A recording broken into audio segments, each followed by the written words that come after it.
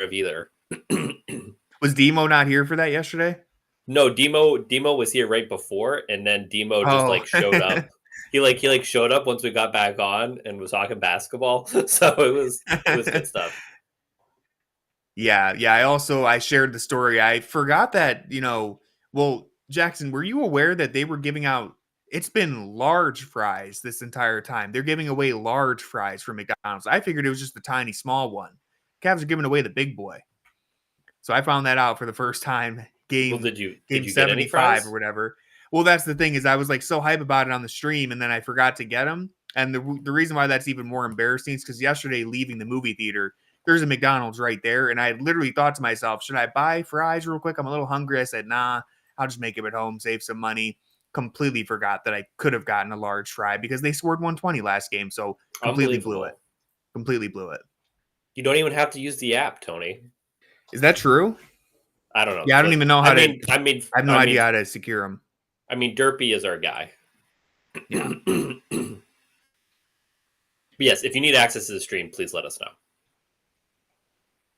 Here we go. I'm ready. I'm ready to talk basketball now. The YouTube stream is live. We've talked about our Jackson's eventful night last night. There's some. Yeah, I mean, we watched LeBron and Curry. Yeah, greatness. Good game. Yeah, I caught the end of it. It was a good game. Let's see what the Cavs are up to now. We need Evan Mobley. 5 steals, 5 blocks tonight, right? That's what we're hoping for. I'm like, I don't have the energy for this, man. I don't. The train might have left the station at this point. You might not be able to put this one back into the bottle. I just don't have the energy to care, honestly, about individual awards. So, yeah, I don't. It's not going to affect me, but I am gonna rally the troops on Twitter to be angry. I do feel bad that it's like the third time. So, like Rookie of the Year, I felt he was screwed. I thought he should have. I thought he should have won Defensive Player of the Year 2 years ago when Jarrett Jackson got it. Yep. I actually think that was worse than what would happen this year. I actually think Draymond has more of a case this year than Jarrett Jackson did. Another 3. Evan! Who cares about Defensive Player of the Year? Let's get him in the 3-point contest next year. It's crazy. 3 for 3 to start. I remember last year when he played the Spurs in San Antonio, he hit like 2 threes, and we were like, jumping out of our windows. We were so hyped. I know. Now it's just like every other week he has a game where he hits like 2 or 3 in a row. Have the Cavs considered playing defense? Right, yeah, that's what I was about to say. I was like, the offense is humming, but are they going to stop anybody?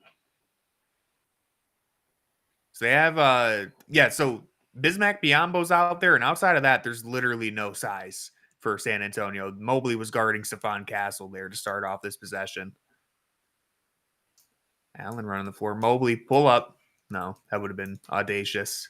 Should have done it. Garland will take it. That's good. Good to see Garland be aggressive like this. I feel like Garland's kind of slid under the radar of just kind of quietly not sucking, but just kind of going through the motions, I feel like. So really like to see him be really aggressive here. So that's good stuff. Yeah, good stuff from Garland. You need to, I've been saying this over and over again, but the Cavs aren't going to take these final games all that serious, especially once they officially clinch the 1 seed, which will happen any day now. But you would like to see them hit their stride a little bit, just in a couple, against the Knicks, that second half. Yeah, okay, they took the first half off. Second half, they turned it up. And you just want to keep it. You want to keep that momentum flowing, right? You don't want to completely take your eye off the ball like it seemed they maybe were in March at times. You want them to have these moments and these stretches where they, everything's clicking, everyone's aggressive, shots are falling. You want to feel good going into the playoffs is the main point I'm trying to make. It was wild how much the Knicks folded in the second half. Yeah, completely folded. Just, they were like, we're done here. We're good. Tony, how many times have the Cavs been the 1 seed? Oh, that's a good question. I'm going to say at least 2 other times. How many times? At least 2 other times. I know they haven't done it since 2009, 2010, because I wrote that for something in Fear the Sword. So I'm going to say maybe twice. Is that wrong? That's wrong. When's the last time they did it? They didn't do it during LeBron's. Yeah, they did. They did in 2016. Did they? Oh, maybe they did. They weren't the number 1 overall seed. Maybe that's what you were looking at. Yeah, but like the number 1 seed in the East. Yeah, they were. Yes, they played Detroit first round. It was the 1-8 matchup, right? Yeah. Yeah. Dan, how many times have the Cavs been number 1 in the Eastern Conference? I'm going to say 3 times then. 3 times, yeah. 9. Oh. All right, I was underestimating some of those. No, 2009. Oh, yeah. I was like, damn, all right. So 2009, 2010, and then 2016. Okay. No, not 9 times. Yeah. No, LeBron's like, wow, those 90s here teams were balling. He was only here for 11 years, yeah. AC, just, racking up 1 seeds. No. Yeah, so 3 times, so like winning a 4th one, that's actually like pretty huge deal. Jarrett, good to see you here. It's also the third time they've won 60 games. Yeah, Jarrett being named Jarrett and being a Jarrett Allen hater, I feel like that's just wrong. But I get it though, because anytime I come across anybody named Jackson, I'm like, this guy sucks. Like, do you feel that way? I didn't know there's a baseball player named Jackson Merrill, and that just seems too on brand. Listen, Jackson Merrill is my enemy as well. Okay, I have no idea about him. I just saw him they were trying to give him Center on. They were trying to give him the Rookie of the Year over Paul Skeens, and I was losing my mind because Jackson Merrill just had like a nice rookie season, and Paul Skeens was like the best rookie season a pitcher has ever had in the history of the world. So yeah. See, right there, I want to highlight that play because Stephon Castle, one-on-one in transition with Mobley, gets all the way to the rim, and then he has no choice but to pass it out to Chris Paul. And I know advanced analytics, they're very helpful, they're very useful, but I don't know. Is there any advanced analytic that tracks what just happened right there? Because I don't think there is. Yeah. You have to use your eyes is the point. Like that's a play that just does not show up anywhere because no shot was attempted. Evan Mobley completely erased any potential shot from Stephon Castle there. And it ended up they end up Chris Paul missing a corner 3. So it's like that doesn't really get tracked anywhere, but it's just something that Evan Mobley does on a nightly basis. Draymond Green does it a lot too, but not as often as Evan Mobley. He's not as anywhere near the rim protector. Did you see like the Chris Mannix tweet? Oh my god, dude! He's out there. He's telling Podziemski where to be on defense. He's actually making everybody else. Well, maybe he should be coach of the year then. Yeah, it's like, and listen, I get it. Like, sure, Draymond's a really good defensive leader. We're not giving him defensive player of the year because he talks more than Evan Mobley. That's stupid. Evan Mobley does not talk, and that's what. Yeah, it's going to be his downfall. Well, Kenny's actually talked about how he wants him to talk more. He's talked about it a bunch. Yeah, I probably should have written it up at some point, but it's not going to decide. It shouldn't decide the award. When the first thing you're talking about when making Draymond's case is he's so good at. I mean, he's saying he wants him to talk more on the court. Oh yeah, okay. Just in general, not specifically on defense. But yeah, I thought that was hilarious. The Chris Mannix story, like that's the opening argument for Draymond Green's defensive player of the year. He's telling Podziemski during timeouts where to be on defense. It's like, okay, well, And then there's Evan Mobley, who doesn't need to tell anybody where to go on defense because he just cleans up every mistake. Yeah, and also, so I know there's that Draymond graphic that's going around. It was shared in our Junkyard Pod group chat. Everyone's probably aware of it. DeAndre Hunter 3. Sure, everyone's seen it. It's like all the green boxes. You look at Draymond Green's leading Evan Mobley and all these things. The bottom 3 are all like plus minus on off type of things, which again can be useful. More useful for like offense, I think, than defense, because defense is so hard to for individual advanced analytics to catch. I thought Evan Mobley's plus minus on defense was really good.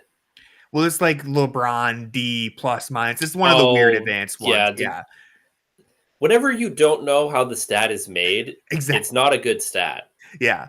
It's one of those, and it's basically like, oh, here we Ooh, go, good Cavs. steal, Darius. Give it to Find Sam, Sam maybe? Merrill. What are we doing Whoa, here, okay. guys? Hey, you know what? Ended up You in know an what? open 3, but that was Nope, goofy. they deserve to lose. They deserve to But miss that yeah, one. anyways, final point on what I was saying there is that because I googled how that like those stats are tracked basically, and I won't pretend to understand it any more than I did before, but it's basically like a value over replacement thing. And so it's like, okay, Right. sure, the Warriors, whoever they have, Jonathan Kuminga as like the replacement for Draymond, like yeah, he's not as good defensively, so the gap is bigger than the difference between Evan Mobley and Dean Wade, for example. Like the Cavs are actually a lot better when Mobley's on the floor. There is a pretty big gap there, There is a but big it's gap. just when you talk about value over replacement and stuff like that, that's not going to swing the defensive player of the year award to me. It's not baseball.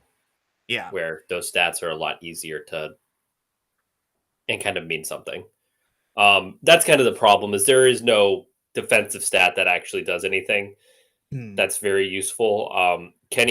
Somebody asked Kenny, like, what defensive stat would you use to like give the defensive player of the year award to Evan? And he just said like on off is probably like the best one, but Hmm. didn't really have an answer. And it's like, yeah, because there's not really like you look at this number and it says, oh, this guy's a good defender. Hmm. So Yeah. You got to use context, the eye test.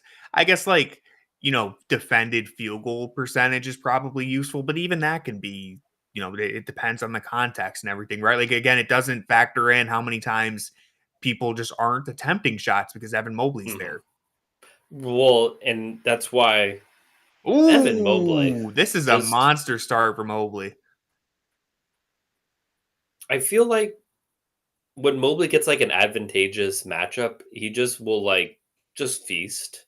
You know Yeah. what I mean? Mm, Um would like to see him push it more when he doesn't have as advantageous of a matchup, but I don't think it's like a coincidence that whenever he knows that he's like, "Oh, I have a mismatch out here today, I'm just going to like go hard." And just mm. keeps going. Good screen there from Mitchell too. I mean, he didn't really make much contact, but just him being in that action created a little bit of confusion. And yeah, Kendrick Perkins. Kendrick Perkins went on Twitter and tweeted that he's voting Draymond for Defensive Player of the Year. Yeah, I mean, I wonder how many people genuinely think Kendrick Perkins should have a media vote. Like, how many credible writers think that Kendrick Perkins should have the same, weight in the Defensive Player of the Year and award votings. I feel like it's probably not many, but it is what it is. I'm surprised that he has a vote. Another one? Yes, Whoa! Is sir. that 4 threes to start this game? It's still the first quarter. This is crazy. This is 16 first quarter in points. honor of what's his name? Bob from Fear the Fro. That's 4 Yeah. second Tims.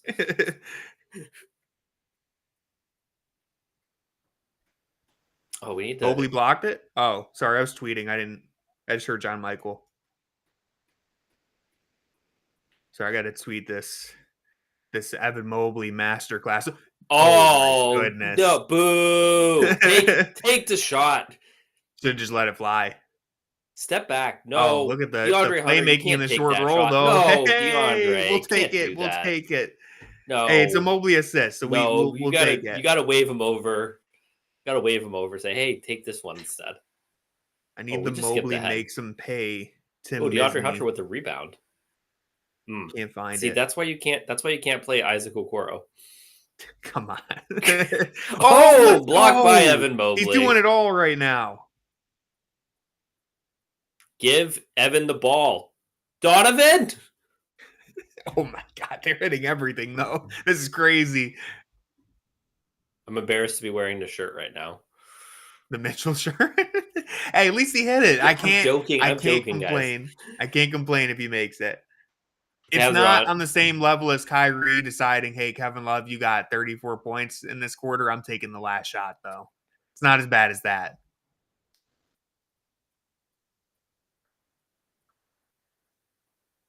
We're looking like the first half Knicks the other day. I don't want that to be the bar that we compare Yeah, listen, ourselves to. Jarrett. But I appreciate it, though. Sorry, Jarrett. Was I confusing your takes with somebody else? You're not the Jarrett Allen hater. There is a Jarrett Allen hater. Nate B. I know Nate B. Jarrett That's the Allen Jarrett hater. Allen hater. My bad, Jarrett. We might have multiple though. I don't know if Jarrett is one or not. But I know Nate is it's like bench Jarrett Allen. It's okay, like every time he's been falsely accused. Yeah, sorry, Jarrett. It's because people who don't have pictures, like Corey, it's easy to confuse their identities.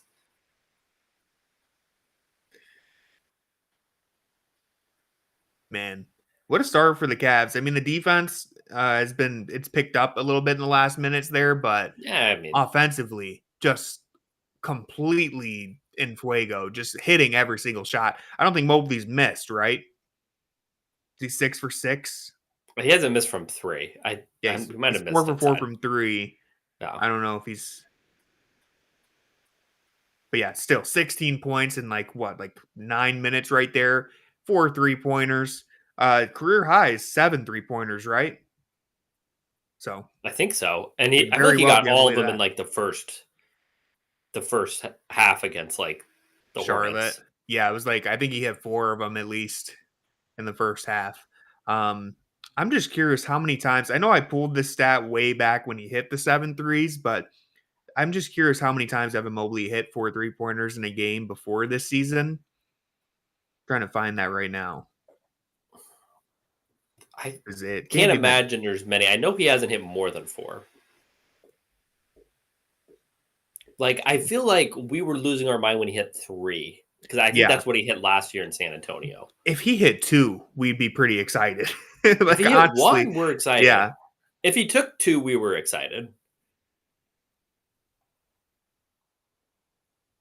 Well, Stat Muse is just not working.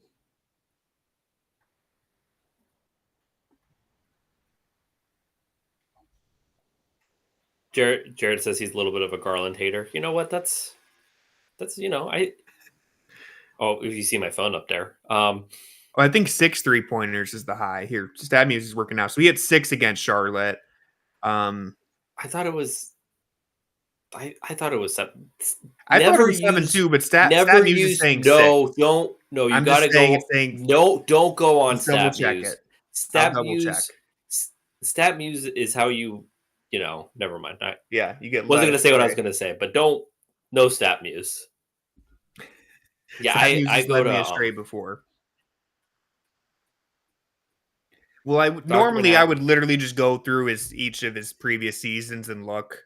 But I was trying to do it as quick as possible since the game's on. But I'm checking now to see if they're correct. We're fact checking them. I think they're correct. Basketball Reference has them at 6 for 8 3-point shooting against Charlotte. It's the most. Okay, that's fine. So, just in general, never trust Stat Muse. I typically agree. Yeah. For what it's worth, he's not taking the bait, guys. This is bad. What bait? I said that was a great pass by Isaac. He aired it. I missed it. I'm looking at my phone. I missed it. I assumed you were being sincere. Oof. No, Jarrett, I'm not ignoring the Okoro air ball. I'm literally talking about it right now. Tony's ignoring it. Between you two. I mean, honestly, I think it's a toss-up.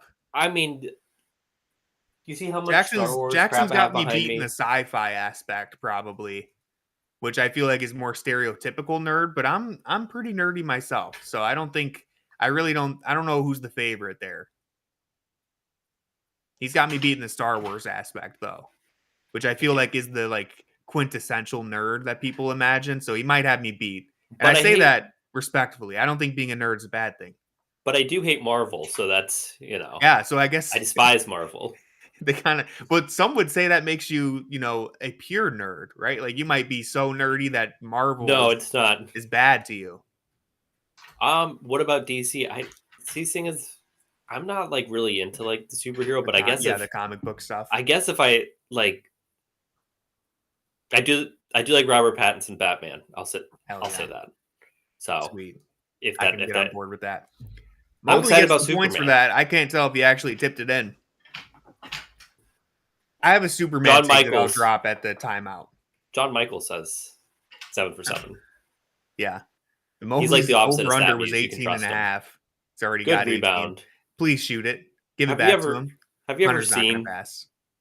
Draymond Green get a rebound? I haven't. That's why he got punked by Tristan Thompson and lost the 2016 finals. Shoot it, Evan! Oh my goodness. Oh, give it back to him. Sam! Oh, Sam. Oh, okay. All right. Give him the last shot, please. No, you better Donovan, come back up there and set that screen. No, don't let him. No. Oh, I like the Okoro kind of blew that. Okoro cut to the same spot Mobley was in. Kind of crowded it. Oh, charge. Let's go. We did it at the same time. Yeah, in sync. Shoot, I just had it. I remember my Superman take. You said something else I was going to reply to, but I don't remember. Wait till the quarter. Yeah. I remember what my end of the quarter take was, but you said something else. Now you have another take. Yeah, but now I don't remember what it was. Anyways, I'll unleash that take in 1 second. Hunter. Hey, you know what? I think he got it off in time, which I always respect, rather than dribbling the clock out. But yeah, anyways, my Superman take, I'll make it quick. I think I maybe even said this on stream way back at the start of the year. I'm kind of a Superman hater, but I will say the movie looks... I'm actually excited for the movie. I didn't expect to buy into this and be hyped for the movie, but the trailer's great. And the reason why I'm a Superman hater is only because he's kind of the most generic, like, basic superhero you could possibly imagine. He's kind of boring, brilliant damage. That's what I'm saying. It's like he's the most generic one, but I think awesome. I think that's on the surface. I think that if you like dive in, I feel like there's a lot you can do with like his humanity and stuff like that, because there's like the constant thing where like everyone wants to be Superman, but Superman kind of just wants to be like a person. So yeah, it's kind of like, it's almost like Spider-Man kind of. I like it. I'm not like I'm not on the front lines leading the Superman hate train or anything like that. I just felt like I think you just hate the city of Cleveland. Cleveland, Cleveland's a Superman. Superman's a Cleveland guy. Yeah. Well, that adds to how hype I am for the new movie. But even without the Cleveland stuff, the trailer is just genuinely really good. Like, I'm actually excited. I did not expect to be this interested in the Superman movie. So let's go. I would say if I had to give you the top 3 superheroes right now, it's Spider-Man, Batman, and the third one, it's honestly, it's a top 2. It's not even a top 3, but personally, I might say Iron Man 3, even though Robert Downey Jr. is no longer playing him, and I don't know when we'll ever get a good one, but those are probably my 3 favorite. I am a Robert Downey Jr. hater. I think we've been over this before. I think we did. Yeah, BG got like really, really offended. Yes, I loved him as Iron Man personally. I thought he was great. I just don't like the character of Iron Man. Okay, yeah. He's just, or like how it's either I don't like Robert Downey Jr. or I don't like the way he plays Iron Man, or his version of Iron smug. Man. He's sarcastic. He's a smart ass. I just don't. He's I can just see it like being grating. I feel like he's like a really bad Batman. Like it's the same kind of it's the same basic premise, He's like egotistical Batman, right? But it's so like the Batman thing is that like he has all the money, and like maybe I'm wrong because I don't know all this. Like I'm not like the biggest comic. You might be the first person to have this take. I don't know if you're necessarily wrong, but you might be the first person to say. So like I think the Batman Iron Man thing is bad. Batman is like interesting. Is that like he's a nepo baby who like inherits all of his money, but like Batman. he almost Batman. He doesn't really like. He almost doesn't really like it, and he wants to like get away from it in like a weird way. So, or like he almost like feels guilty about it. Whereas like I think this is just kind of what's wrong with America is how Iron Man, he's like worshipped because he's like the tech billionaire man, and how, well, if you're a tech billionaire man, you have to be the smartest guy in the world. Well, yeah, that has spawned into a life of its own, unfortunately. Right. And then, but I think there's a reason why that kind of character kind of has taken hold, because I think people make those false equivalencies, and I gotta separate the art from the artist. So like, I think that there's a lot there that I don't really, that like doesn't really appeal to me or is very interesting. So anyway. I can respect that. Also, to catch up on the chat, because two people said something. Ken, I do love the Deadpool movies, actually. Really, really good. All three of them were very fun. I thought Deadpool versus Wolverine was a lot of fun. Kind of a dark horse here. Maybe not even a dark horse, but Wolverine maybe is my third favorite. Even Logan is one of my favorite comic book movies ever. And also, Jarrett said this earlier. It says, Tony, no date on a Friday night. I'm up here. This is my date. Me, Jackson, in the chat. We're we're all on a date together watching the Cavs game. So I don't know what you're saying, Jarrett. You're a part of this. You are part of my date. I don't have any comments here. Ooh, Okoro. Good take from Isaac. Let's go. Good ball movement right there. I mean, Isaac. Jarrett, I saw it, but I just forgot to. We were talking superheroes. Isaac continues to be at his best when he's like being used as a big basically on offense. Oh no. Yeah. My stream is not. Are we going to come back? I hear you though. Right, but I'm scared. Because like last time it was like this. Is Corey in the house? Corey could be in the house. Let's see. I'm checking the chat. We're the only creators here. Okay, it's frozen for everybody. Or it says there's a Cavalier, which that's cool. Oh well, let's try removing it and bringing it back the old fashioned. That's not going to work again. Try going to the San Antonio feed. Getting on it, or did you do it there? But yeah. Anyways, while we're figuring this out, I'll build on what Jackson was saying there. I wrote a story for Fear of the Sword that kind of touches on that idea a little bit with Isaac Okoro being used more as a big than like a wing or a guard. I think obviously you want Okoro to do his best 3-and-D impersonation. That's like the most logical place for a guy like him to try and achieve that status. But he almost would be better off at this point trying to be more of a Josh Hart or a Bruce Brown than just a straight 3-and-D guy. Like I don't think you need Okoro to stand in the corner or take a bunch of threes from above the break. Obviously, it helps. That's not something that I'm saying they should abandon, but set screens. Get him in the short roll. Get him cutting to the hoop. Like, do a little bit more of that than I think we saw under JB. And that's no shade to JB. This is not a criticism of JB. It's just under that offense, the more heliocentric offense, Okoro and basically everyone on the team, their role was to kind of get out of the way. Now Okoro is actually getting involved, and I think transitioning more to like a Josh Hart, Bruce Brown type of player rather than I couldn't think of like a good 3-and-D guy to compare him to, but like rather than trying to be a 3-and-D wing, just set screens like he is right now. I'm interested to see him like when he has a full summer under Kenny. Samuel. Yeah, because he didn't get to work with the team till very late this year. And it also helps that he's playing with Evan, who, as we've seen, is stretching the floor a lot more than we ever anticipated, honestly. Yeah. As you may hear, this is not the Cavs broadcaster, so. Yeah, we had to switch over to the San Antonio one because for some reason that one froze.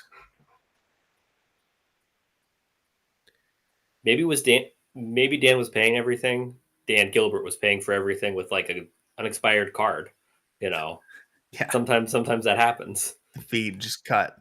Yeah. I think using Okoro only works as a big short roll stuff when you have a single big out there, which is that's a good point too. He's not playing in years past. He played like all of his minutes, not all of his minutes, but a lot of his minutes next to the two bigs. And it's like we talked about it a lot on the stream on the Junkyard Pod.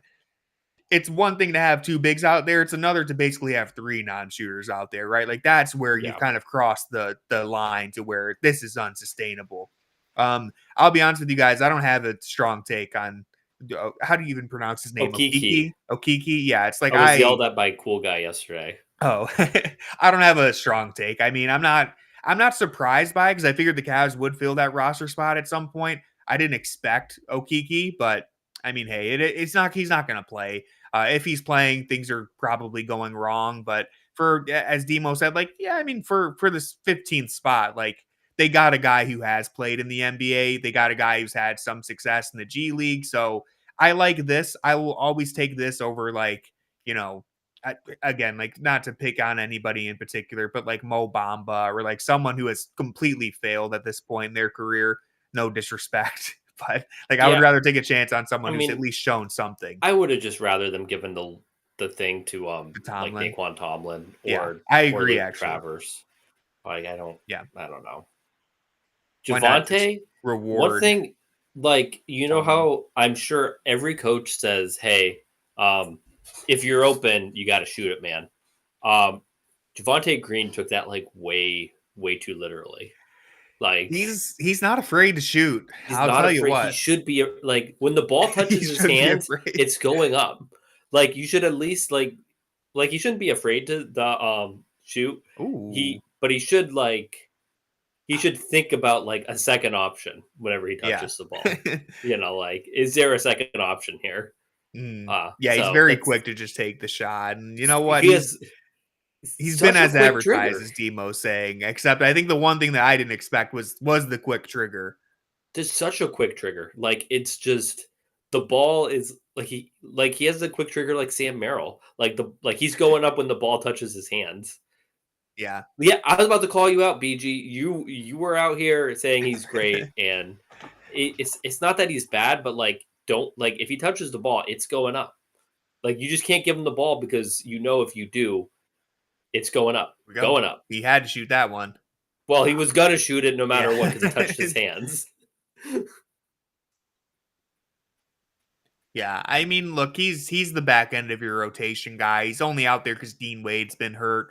I'm not expecting much from him, but he's now we're gonna be BG in my defense. I never said he was great. He's brought the energy and the rebounding. He's brought energy and rebounding, but he's definitely shot selection could be a bit better. Didn't expect that to be an issue. Listen, I think that Dean may be one of those guys who says like the PTO doesn't roll over to the next year. I need to use it now. So it could be one of those situations. Who could say? Yeah, and he's out with an illness, correct? Yes. So you don't want to play sick?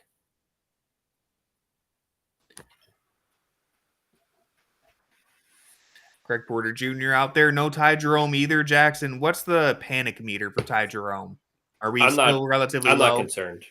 Okay. I mean, Kenny said he would play if he needed to play. It is a playoff game, yeah. Yeah. Like the Cavs have nothing to play for. So what are we like you want everybody like you I think you'd rather have people playing than not playing, especially because come on, Javonte. Hey, let's go. Good Euro step right there. So like you'd rather have people playing than not playing because also the Cavs are going to absolutely steamroll whoever they play in the first round. Like they're going to have a week off. They're going to steamroll who they play in the first round, and they're going to have like another week off. So theoretically they should be pretty you know, I want to see what was going on in the Boston game. I want to see what was going on in the Boston game, but they're not playing. Because if Boston loses, we'd be the 1 seed, but they're playing, a title contender in the Phoenix Suns, but they no Kevin Durant, so it changes things for them. Well, that's kind of the whole thing. They're pretty reliant on a 52-year-old. 15, 13. So check have we ever seen Boston like give up a 13-point lead? I don't think we have. Ken asked if we could keep an eye on the Thunder and Rockets, which we can do that. Yeah. When did that start? Did that start already? Yeah, it's in the second quarter. It looks like it started at the same time. But I think Ken was wanted to keep an eye on it in the sense that like the Cavs could get the number 1 seed, but I think they're like 3 games behind them. They've fallen a bit behind. That's not. They're not getting the number 1 overall seed, guys. Yeah, and OKC could still get 70, right? They'd have to. I think they'd have to win out. So I don't think they're going to win out. Yeah, they might try to get to 70 though. So I don't think the point is I don't think they're going to let go of the rope and give the Cavs they're not going to any lose sort of chance. They're not going to lose 3 games. You have to lose 3 games if you're up 3 games. Yeah, it's probably not going to happen. Yeah, so it's not. But listen, some people have been a little worried about that, and I get it. You want home court in a potential NBA Finals, but I'm trying to stay one step at a time, right? Like we have no idea who will come out of the West, and we got to focus on getting out of the East first. So all things considered, it's not a big deal to me. I'm just wondering if Frontier can open up like a direct flight from Cleveland to Oklahoma City in June. That's all that that's my main concern right now. So you feel pretty confident OKC will get out of the West? I mean, they're definitely the favorite. I've waffled a bunch, favorites, and I don't trust their offense. But it's like when I keep going down the list of like the other teams that I could possibly trust, and it's like first round, it's like, is Minnesota going to push them? No. Second round, who would they play in the second round? Like Lakers? No, they're not going to do it. Right now, it would be Lakers or Warriors. Neither. Yeah. Neither. I mean, like, you can make the case that those teams could challenge them, but when we talk, it's like, sure, I don't trust OKC's defense or offense, but I trust it more than I trust the Lakers and Warriors on both sides. If they both had like one more competent player, like if the Lakers had a competent center, yes. Then it would be, it'd be really interesting. If the Warriors just had one more competent player, I believe it. Yeah. But they don't. So you would need OKC supporting cast to really wet the bed and not show up in order for them to lose a series. So, which it's possible, but I mean, like, it would be more than like just J-Dub playing bad. It's like you need J-Dub and Chet and like Case and Wallace to just be non-factors on offense, really, which, theoretically could happen. But it's going to be interesting. I think Denver could honestly be the team that gives them the most problems just because of Jokic, but it's like, how do you trust them on defense? Denver, I'm talking. I don't think they can't defend. They have one player. Yeah. Like they have one player and good player and like one role player. You're not going to beat a team that has like 19 playable guys. Like Jokic is going to be gassed. Do the Thunder have more playable guys on the Oklahoma City Blue than the Denver Nuggets have? This is Christian Brown slander. It's possible. Ooh, DG. Deep three. That was Let's deep. Go. Love to see him get a rhythm here. But, Yeah. Well, that wasn't great, but I like the 3-point shot falling. Honestly, I really think I stand by this take. The Dallas Mavericks, if they had just kept Luka and obviously... Jarrett. He was going to do a LeBron. Yeah, he was going to try it again. If the Mavericks had kept Luka and we could somehow assume that Kyrie doesn't get hurt, they probably, in my opinion, have the best chance of beating OKC. I still would take OKC, but I think that probably was the second best team in the West. And they just inexplicably decided to blow that up. Yeah. So I'd probably give the Lakers a better chance of beating the Thunder than the Lakers or Warriors have a better chance than like Denver. But it's close. It's close. I think I'm only saying Denver just because Jokic is such an absolute monster. And if Jamal Murray is going and Michael Porter Jr. is hitting threes, a lot of ifs. You're like, that's like 19 ifs deep. Yeah. Hey, Allen.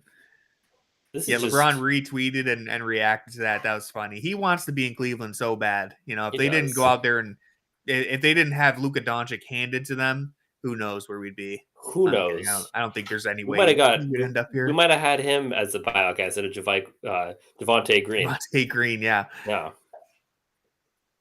Darius, wanted that.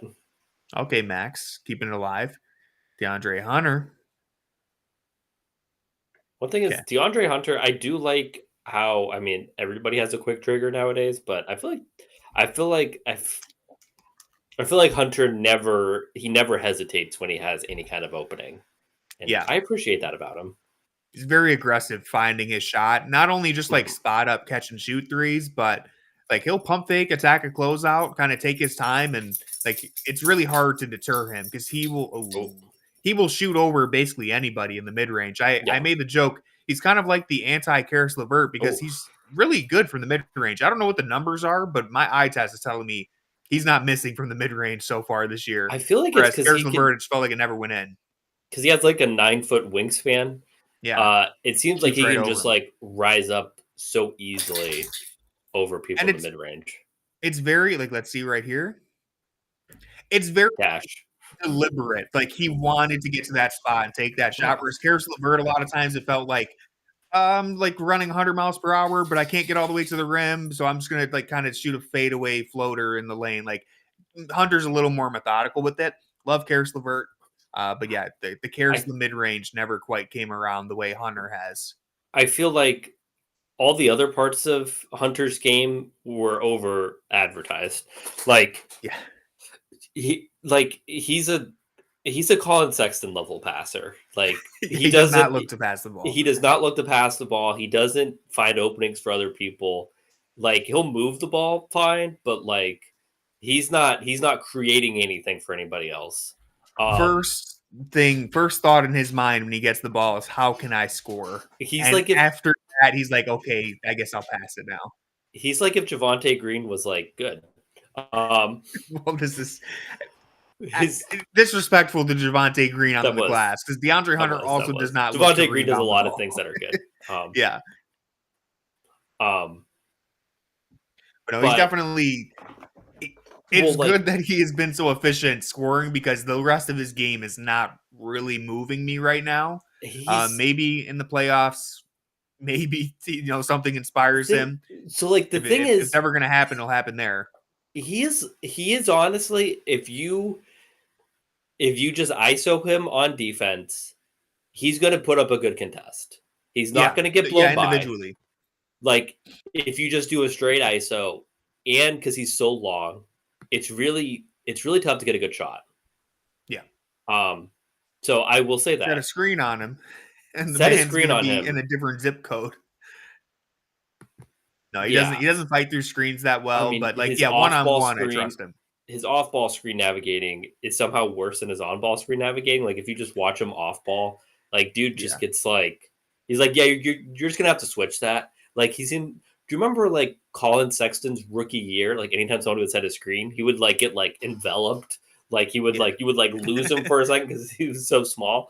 Like, I feel like that's like what Hunter does. Yeah. Which is bad.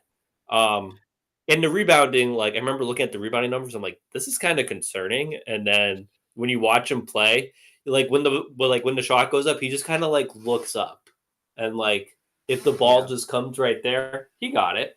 But like he's not doing anything to actively put himself in a position to get it. I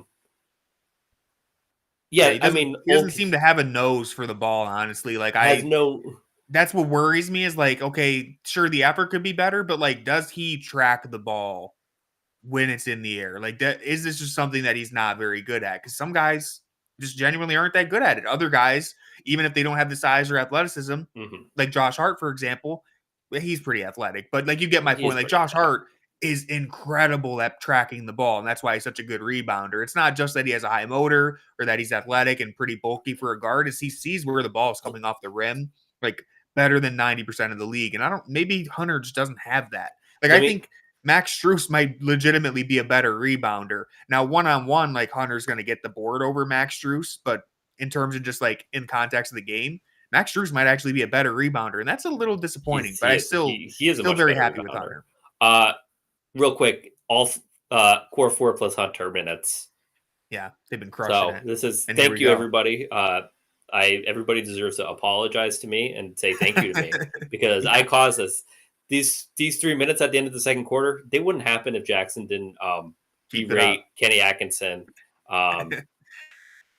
at practice. Keep fighting the good fight, Jackson. Get into good trouble. I said, hey Kenny, you talked about when we first got him that like you were going to experiment with some lineups, and they've played 30 minutes. So what's the deal, man? Kenny said, here, damn, take these 3 minutes at the end of the quarter in a 21 point. The diff is 21, man. It's crazy. Another open three.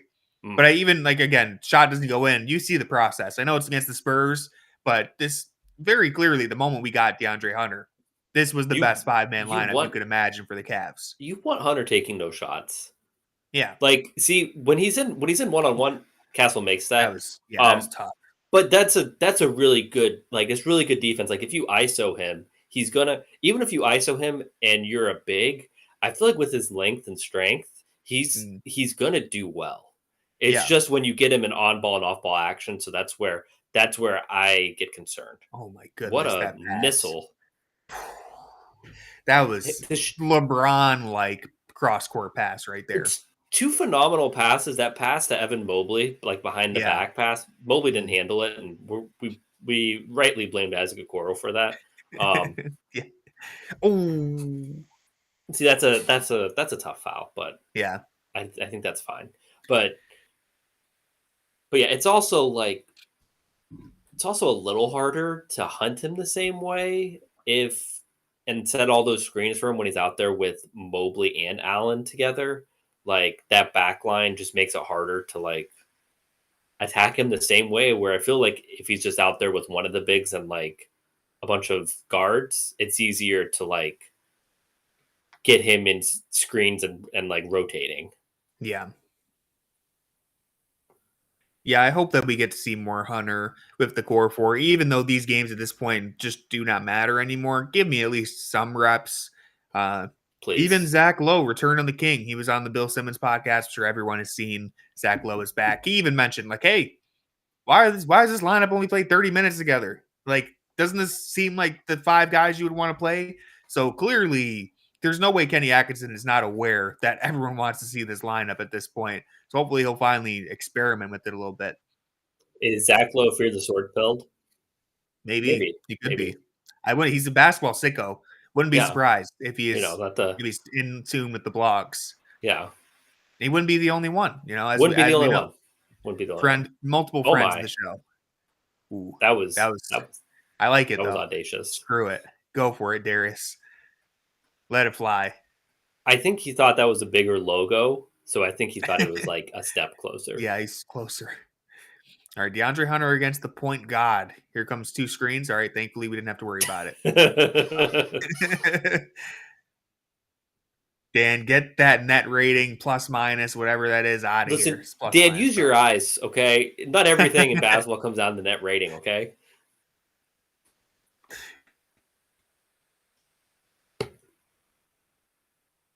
Yeah, old kid. That shot from Darius, if that's what you're talking about, that was not a great shot. In all seriousness, I was kind of joking around. He also had like he could have like taken 2.5 steps in. Yeah, he could have gotten a lot closer. Yeah. Ooh, nice pocket pass. You go. I will say though, he was skipping around a little bit on that shot, even though he missed, which is always good to see. Darius skipping around. I wanted him to make that so we could say ruin Dan's minus. Yeah, that's why I stopped. If anybody wants to come on the stage at halftime, let me know, because that's never gone wrong. Yeah. Well, we can bring him on stage, just don't make him a creator. I don't think they have any control. Listen, if they're only on stage. I blame Corey. Blame Corey for setting the foundation for something like this to happen. He does this stuff all the time.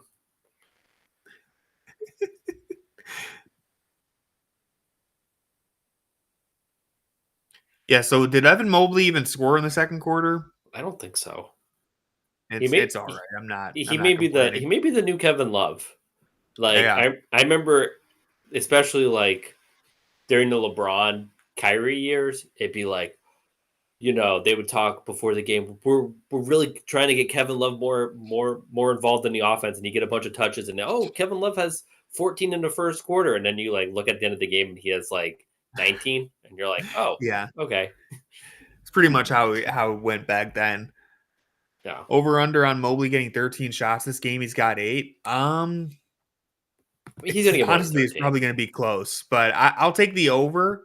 Yeah, that's over. The main thing hurting it is that this game could be over by the third quarter, but I think he'll end up getting 5 in the second, at least before he's gonna get like 4 shots in the first 3 minutes of the second quarter, right? Third quarter. Like they're gonna make an effort to get him the ball. Yeah. Yeah, the Celtics have been playing pretty good basketball here recently. Are they still on this win streak? I haven't checked. They just lost. Did they just lose? Who did they lose to? The Heat. Oh yeah, okay, yeah. They were on like a 7-game win streak before that. Yeah. Do you know what game you're doing tomorrow? Yeah, the 3:00 game. Let me check which one it was. Oh, I wrote it down. I remember. everybody, be here early. Yes, we'll be doing an early Saturday game. The 3:00 game. Let me see what it was. It's Knicks Hawks. So listen, it's not the most exciting thing ever, but That's not how you I do sell have it. plans later at night, so I'm good. I'm doing the 3:00 game rather than any of the 7:00 ones. Could be a fun game. Risa Shea's been balling, making a rookie of the year push. The Knicks are the Knicks, so nothing fun about them.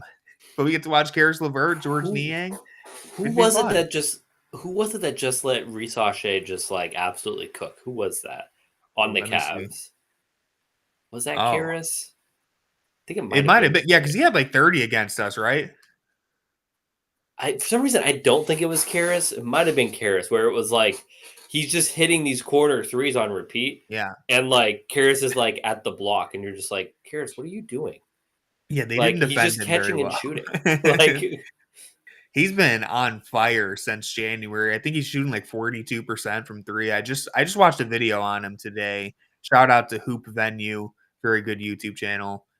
Did a video on him a couple days ago. He's been on fire. He's on my sim team. He's officially on Team Jackson. I dropped a take. I left a comment on the video, and this is a good time to bring it up because we're watching the Celtics. He's kind of Derek White coded in terms of like just this lanky wing who knocks down 3-pointers, can play defense. I think he has a much higher ceiling, but he just kind of reminds me of that template of like, he just kind of moves out the ball, shoots threes like that. I hate does a little Derek bit of White, everything. Man. You hate him? I hate him. I think he's leading the Celtics in 3-pointers this season. Like he has the most. I mean, he's like the only good Celtic out there. Yeah, but he's had the most 3-pointers in a season by any Celtic ever. Again, it's 2025. The numbers are all inflated. Right. They don't, Larry Bird and Ray Allen weren't pulling like at the level that players are today. But I thought that was surprising. Cowards. Yeah, yeah. The line was still there. No, Derek White's so good. That's what I hate about him. Where like, yeah, we could have had him. Like Jason Tatum is so he's good, but like there's just something where you see Jason Tatum at the end of the game and you're just like you're not scared. Like when you see Derek White, when the ball swings to Derek White, you're like this when the ball is like starting to go out. That's when you gotta look away. It. So yeah. I mean, Jason Tatum's also like super streaky. I feel like where like when he has it, he like has it, and when he doesn't have it, he's just like dribbling the air out of the ball and just taking dumb like mid-range jump shots. So yeah, Derek White blossoming into the player that he is genuinely like one of the core reasons why Boston made this leap. Obviously, Tatum's the best player, Brown's the second best player, and Jrue Holiday and Porzingis. Like, yeah, there's a lot of reasons, but like Derek White is like one of the most, I guess it's not even underrated because everyone kind of like recognizes it, but it's one of the more interesting things, I think, because like, yeah, I don't think anyone expected him to be the player he is when they traded for him. So him like blossoming this way is really, their ceiling just completely exploded when you add that into the mix. And then obviously lots of other great moves on the margins for them. But yeah, like the Derek White revelation has been so helpful for them. When you just think about the way they play basketball too, like as we call it, like the assembly line manufactured, like this boring, we broke the code type of basketball. Oh yeah. Like it works in large part because they gained a Derek White. Hate him. Bomb. We were talking about this. Obviously, Knicks slander is always fun. If the Knicks get out of the first round, Karl Anthony Towns is going to be tortured in the drop. There's no way they win a game. They're going to get him absolutely destroyed. And like, I like Karl Anthony Towns, but man, he is going to have such a hard time defending this team. So like, I do like Karl Anthony Towns, even though you like Karl Anthony Towns more than Evan Mobley, which people forget. I'm staring at it right now. What was my take again? What was the exact take? It was. I think I said I would have him all NBA ahead of him at the time. And you said, and your quote was, "I'll stand by it," because I have that written down in quotes. I stand by what I said at the time. I think it was a fair take to have at the time. It was not a fair take. We have gotten to the point where Evan Mobley is hater. Zach Lowe also said good. this, not to just steal his take. He's going to be second team All NBA. Yeah, at worst, he should be second team. Cat will probably be on All NBA team, probably third. But yeah, at the time, so for anyone who doesn't know the context, I was just trying to list. This was like January probably. Like who would I have as my All NBA teams? Who are the guys who are on January the 2nd? And I said January 2nd. Yeah, so I said basically like I wonder if that's on I would YouTube. have Karl Anthony Towns as I think I had him as a lock for All NBA, and I had Mobley at that point still like on the bubble. Maybe he'll be All NBA, maybe he won't. But I think I had Cat as a lock, so that was the point of contention. I think they're both locks now, if that's fair. I think they're both locks. We need to look through the YouTube to see if we have that the clip. Yeah, gotta look through. Although then I'd have to watch like 2.5 hours to figure out the 1 second. If you need to find a clip, just employ Fear the Fro. He will find that audio bite for you. He is unmatched when it comes to finding audio bites of bad takes. I need to see his hard drive of Tim Bontemps audio bites. He just has like the complete Rolodex of every bad Evan Mobley take he's ever had. He's just the ultimate hater, and I just appreciate fantastic. That. Yeah. Truly a generational talent. Yeah, this game winner yesterday. I don't know. The Cavs feed is so bad. This is the Cavs feed. This is not the Cavs feed. Oh. So.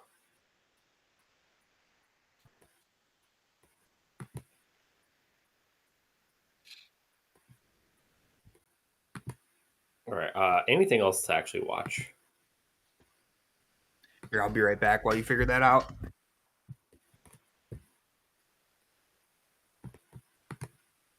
Wall.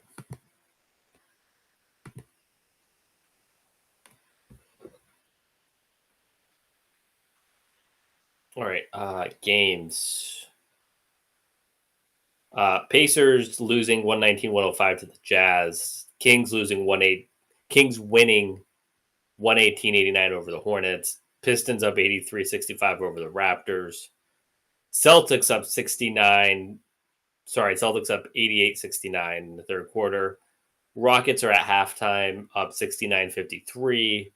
Bulls and Trailblazers, that's a 2-point game at the half.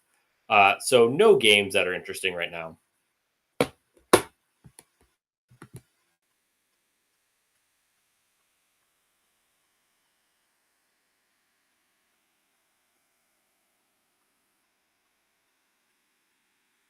Remember, guys, don't click any links. Remember. So keep that in mind.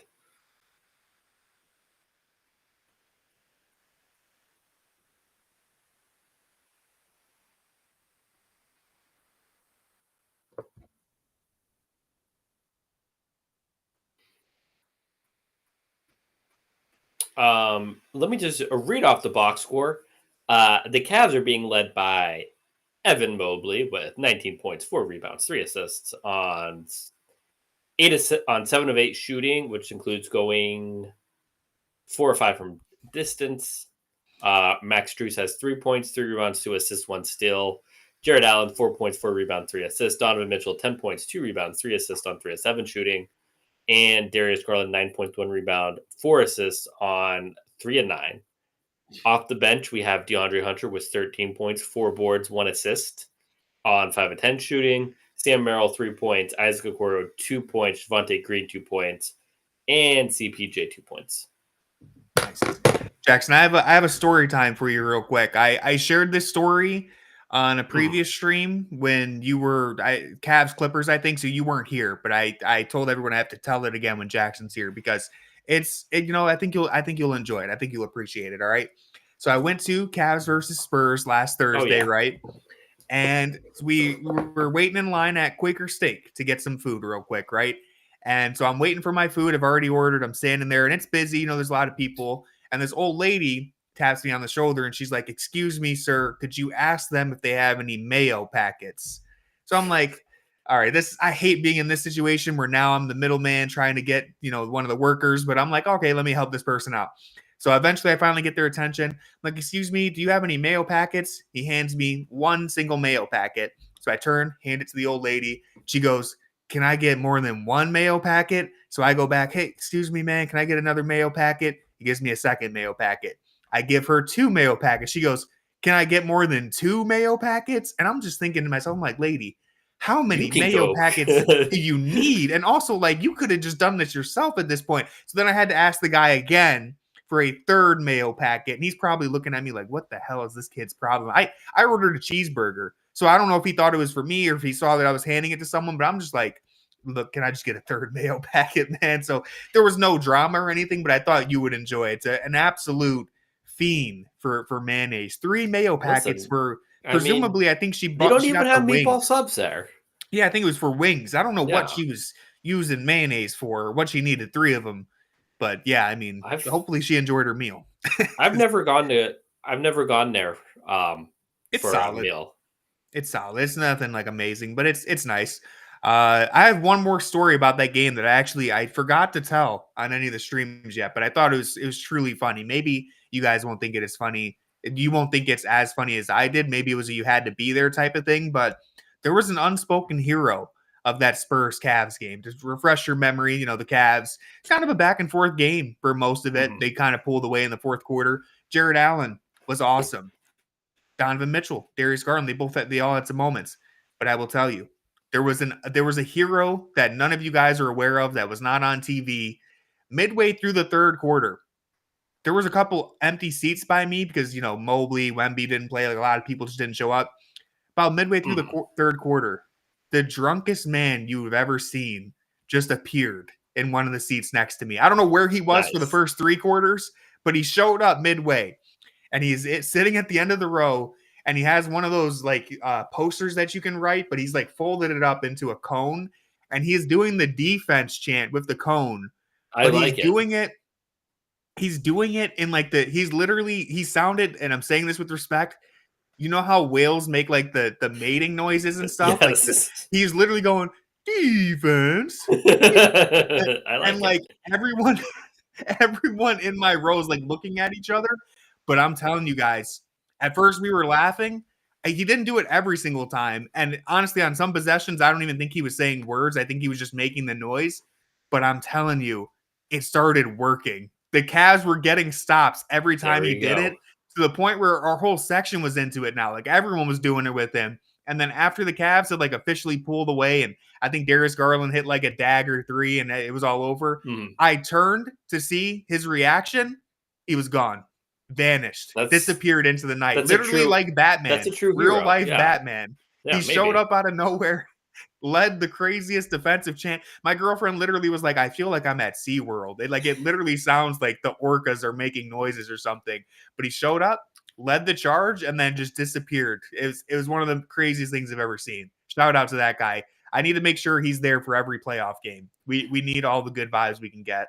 There is a concerning development with a fan at Cavs games. The people who do the super loud, the 2-finger whistles. Oh yeah. This person sits right behind the media section, at least the last 2 games, and doesn't do it the whole time, but once the game is sealed, just goes berserk. And it's God. I'm trying to, because that's when you're the most busy finishing up what you're writing. Yeah. And you're like, bro, I can't have my ears ringing. Yeah. This can't be happening right now. Man. So that's funny. If anybody here is a super loud whistler, please know that everybody else in the world hates you. So I can't whistle. I've done it on accident a couple times, trying to do it. And then I'm like, whoa, it actually worked. But consistently can't whistle. Can't do it on command. I'm a pretty good whistler. I'm not a good, I can't do the ear piercing one. But I'm a good whistler. Well, respect to you. I can't do it.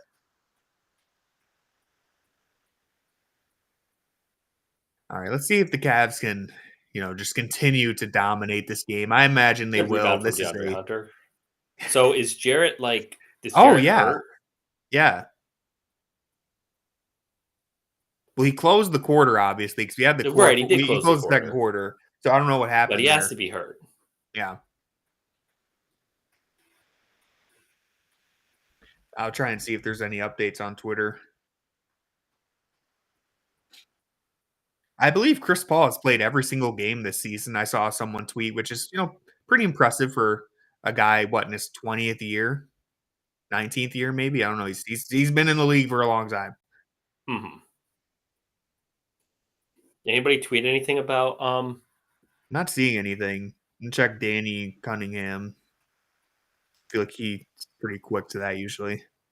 Nothing from Danny. Oh, wait. Cavs TV broadcast says that Jarrett Allen is likely not to play in the second half. Oh, okay. So this is a way of compromising to let him play in all 82 games and still rest. So this seems like it was a planned thing. Basically, he has to get like the 15 or 20 minutes, and then he just gets to rest. So, all right. That's the Cavs probably were like, as long as we can be up by 17, 15 points, Jarrett Allen can just take the second half off. So I'm cool with that. Would rather him take the first half off. Because you're getting a healthy dosage of Tristan Thompson tonight. Yeah. And you're getting third quarter Tristan Thompson instead of second quarter Tristan Thompson. Take the first half off is funny. I remember who dropped that take last year in the play. It wasn't one of us. It was someone. It might have been Bill Simmons. This sounds like a Bill Simmons take. He was like, honestly, the Sixers, they should just don't even play Embiid in the first half against New York in the playoffs. Just have him come out for the second half. He's gonna be tired if you play him the whole game. So just have him play the entire second half. It's like it's pretty. It's definitely inventive. I'll give him that.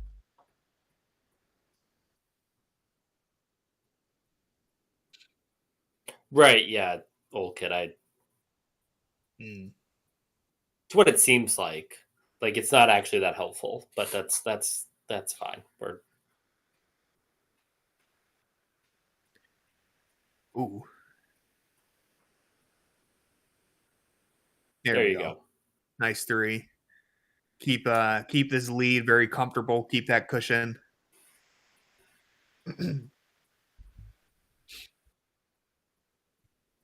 Yeah, old kid. I really am not too sure what the overall benefit of this is going to be. To be honest, would playing 10 extra minutes in the second half really matter that much? But yeah. Well, I guess this means Jarrett Allen, barring any actual injury, will play the last game of the season because my girlfriend was going to get tickets to it with her family, and I was like, just so you know, most of the Cavs players are probably either not going to play or will only play a couple minutes. So you don't, maybe try to go to a different game if you'd rather. Yeah, and so don't go to that one. Yeah, they're actually going to. I don't know what their plan is, but they're not going to that game anymore because it's like. I remember my mom has bought tickets for us during those games too, and it's like, oh, no one's playing. Cool. It's still fun to go to a Cavs game, but you gotta know that the main guys aren't going to. Nothing was fun last year. In a chaotic. If you're a masochist, you probably enjoyed that. I think I did because I enjoyed being a hater. It was really funny in all honesty. Listen, they almost lost to the Magic. Okay, so we're not gonna sit here and act like that was smart. And then I don't think they would have beat the Sixers though. Is the thing. What was the? Yeah, but they would have beat the Pacers. Well, I thought am I wrong? Who would they have played? I thought they would have. Yeah, they would have. They would have beat the Sixers. They would have beat the Sixers. The Sixers. You think suck. So? The Sixers suck. They suck now, but they gave New York some problems. They would have imploded. Anyways, I saw, and then they would have beat the Pacers in the second round, and JB would still be here. So really, maybe it all worked out. Maybe it all. I saw that we had the official 1-year anniversary of Donovan Mitchell saying it's April. It's April, Chris, even though he didn't actually say it's April. Oh, that was good for everyone who knows that quote. But yes, it's April, Chris. And then you can't. It was really funny. I will say he probably thought he said that. Yeah, I don't think it was intentional, honestly. But that's why you got to always check the tape because everybody gets the tape nowadays. Like I could make up stuff that the G League players say. if I wanted to, because nobody else has the tape. Yeah, you can say whatever you want. Yeah, I can say whatever. But oh. For the record, those clips are getting uploaded now. But yeah, if anyone doesn't know the context for that, just very quickly, that was last year. Cavs were really stinking it up in April. DeAndre Hunter. Yeah, that was nice. And Donovan Mitchell, basically, just think about how much has changed since then is the reason why I brought it up mainly. They were rolling into April distraught. This team the vibes were horrible going into the playoffs last year. Donovan Mitchell wasn't getting into the paint. Every time out, he was like stretching his leg on like the scorer's table. Yeah. Darius Garland was horrible. A pumpkin. I believe that's the phrase. I saw, screenshots, man. We had lineups of Niang, Merrill, and Tristan Thompson on the court against Boston, and not garbage time minutes. I'm talking like we're trying to win this game minutes. And no disrespect to Merrill. I hate including him in there, but like when you have all three of them out there, it's just like things are very different right now for the Cavs. Very different. Dwight is a Hall of Famer. Did that just get announced? Oh yeah, Shams tweeted it. That's fair. He's a Hall of Famer to me. Yeah, I know people have debated that quite a lot over the years, but him and Carmelo are pretty no-brainer Hall of Famers to me. I guess if you're judging it off the way the Hall of Fame has always worked, they're pretty no-brainer. If you're trying to make it more difficult, then you could maybe make a case, but both of them to me are still. The Cavs have like 3 Hall of Famers on their team right now based off of the current criteria. Yeah. So it's like Dwight Howard. It's fine. What is he, a 3-time Defensive Player of the Year? Once you get if you get a third All-Star, it's, you're a Hall of Famer. You're saying Darius Garland won away. Yeah, Darius Garland, Hall of Famer. I mean, that kind of like the Basketball Hall of Fame is just not. Yeah. It's not the Baseball Hall of Fame. So it's fine. And honestly, even if it was more strict, I feel like Dwight Howard is definitely a Hall of Famer to me. Yeah, I mean, Dwight Howard was very good at basketball. Yeah, and he's a champion. Guy. Won a championship in 2020 too. Questionable off the court stuff. Weird guy. So want to acknowledge that, but very good on the court.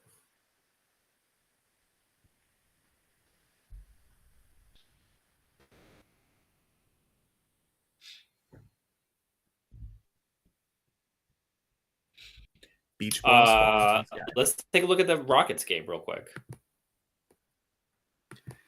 It's Dwight Howard is the culprit from yesterday's interference. Possible. Hey, OKC might lose a game.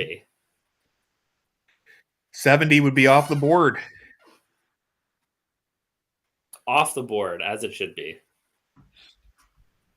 You see that the Cavs are the only team that beat the Thunder in the Eastern Conference? Seriously? That's crazy. Yeah, they're like they were 29-1. Wow, that's actually wild. Yeah, man, that Cavs Thunder game was so good. That's still the game of the year, I think, to me. That was such an incredible game. Both teams literally threw their best punch. And then the Cavs took the next week and a half off. And then they got absolutely obliterated by the Thunder. We don't have to share the prologue. We can just focus on the main story. That first game is all I remember. The Empire Strikes Back is very good. I've heard it's a fire movie.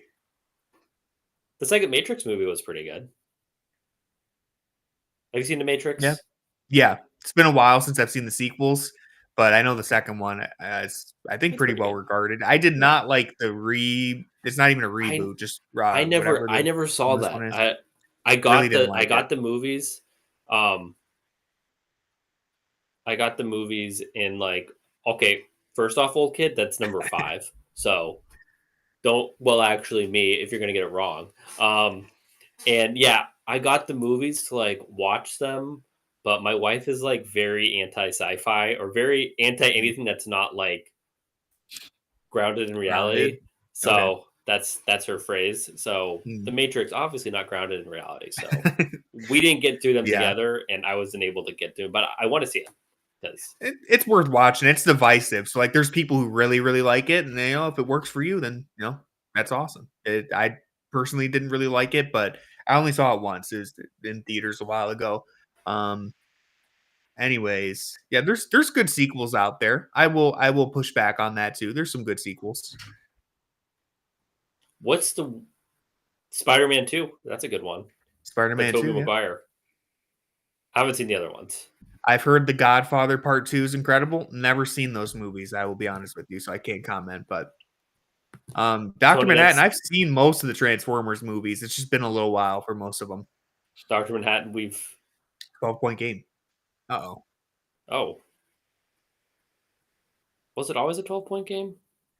No, I think we were up like 15 or 17. 10-point game? Jarrett Allen. Time to bring him back out. Farming more clutch time, yeah. Oh, yeah. I mean, listen, I think this is just San Antonio making their push, right? Like, you're not going to. It's very, very rare. I know the Cavs. I mean, it's easy. It's easy to make a push with this lineup on the court. Am I right? Yeah. Well, the thing is, the Cavs have had a lot of games this season, particularly in the early stages of the year, where they just held the team down for 48 minutes, and it was they had no hope. But most often, you're gonna have like these fake comebacks. Like the Spurs are gonna throw a punch or two. The Cavs, if the Cavs hit 2 threes, it's over again. Let's go ice. Technical foul. Can't have that. On the rim. They need to bring that back. That was a lot of fun.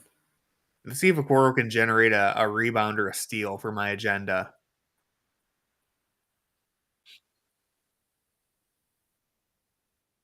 Maybe not on this possession. Oh, hot mic right there. I like it. Strus. Here we go, just like that.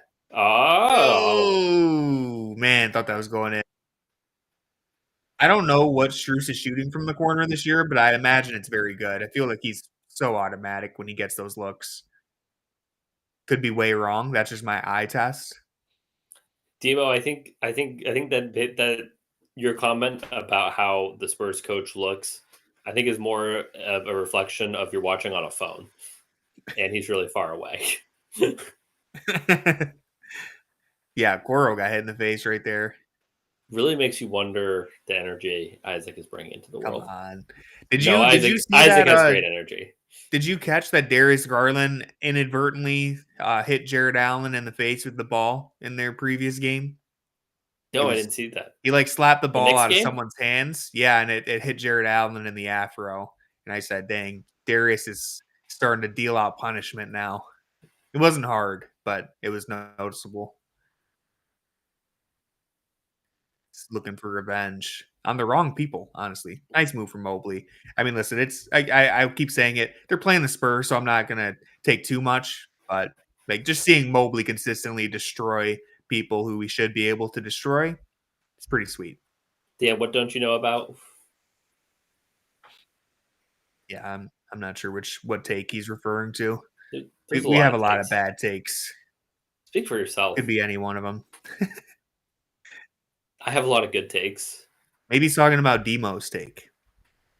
Yeah. Hey, I got it. Yeah. Demo. Well, speaking of someone with lots of bad takes, I mean, that's Demo.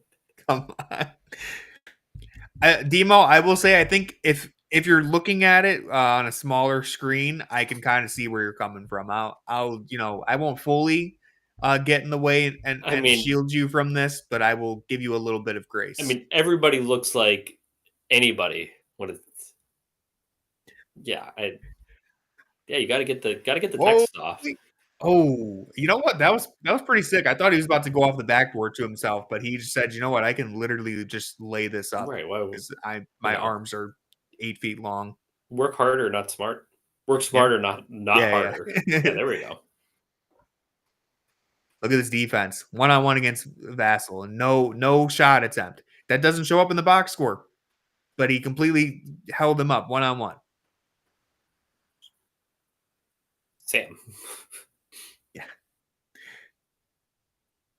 DG going 1-on-1 here. Step back. All right, yeah. So I will be leaving at the end of the third quarter to start writing the recap or the takeaways. Hopefully, the Cavs will, just take care of business here and not ruin everything by Yeah, making it a close game. We can see if anybody. I'll see if Corey wants to come up on the stage. We'll see. We'll see what we can do. Ooh. Yeah, just start bringing everybody up on stage. Yeah. What could go wrong? Demo, thank you for admitting your mistake. That's fine. I appreciate you for getting it off. Let them fly. Some people have shame. You didn't, so that's cool.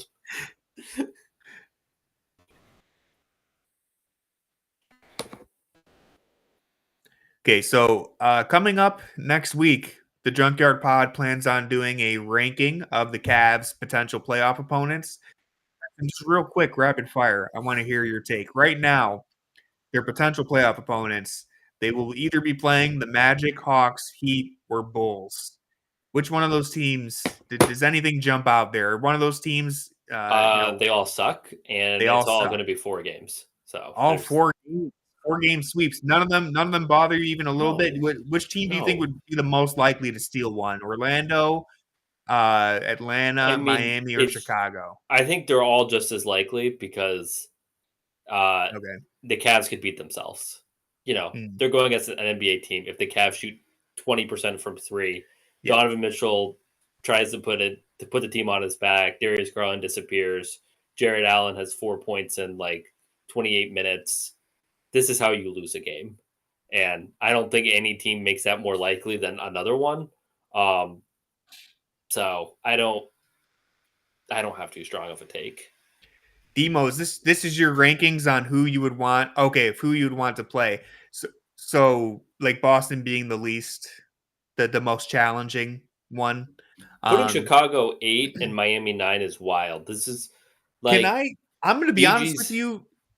I'm not worried about Miami. I mean, I'm not worried about Chicago either, but Chicago might actually be better than Miami. They stink right now. And I know you got Spo, which makes a big difference. But at least Chicago actually, Bazelis is playing really well. Josh Giddey, the Giddler, is like a triple-double threat. Kobe White is playing crazy. That's more than anything Chicago or Miami has going for them. I would pretty much agree with that, Demo. Sorry.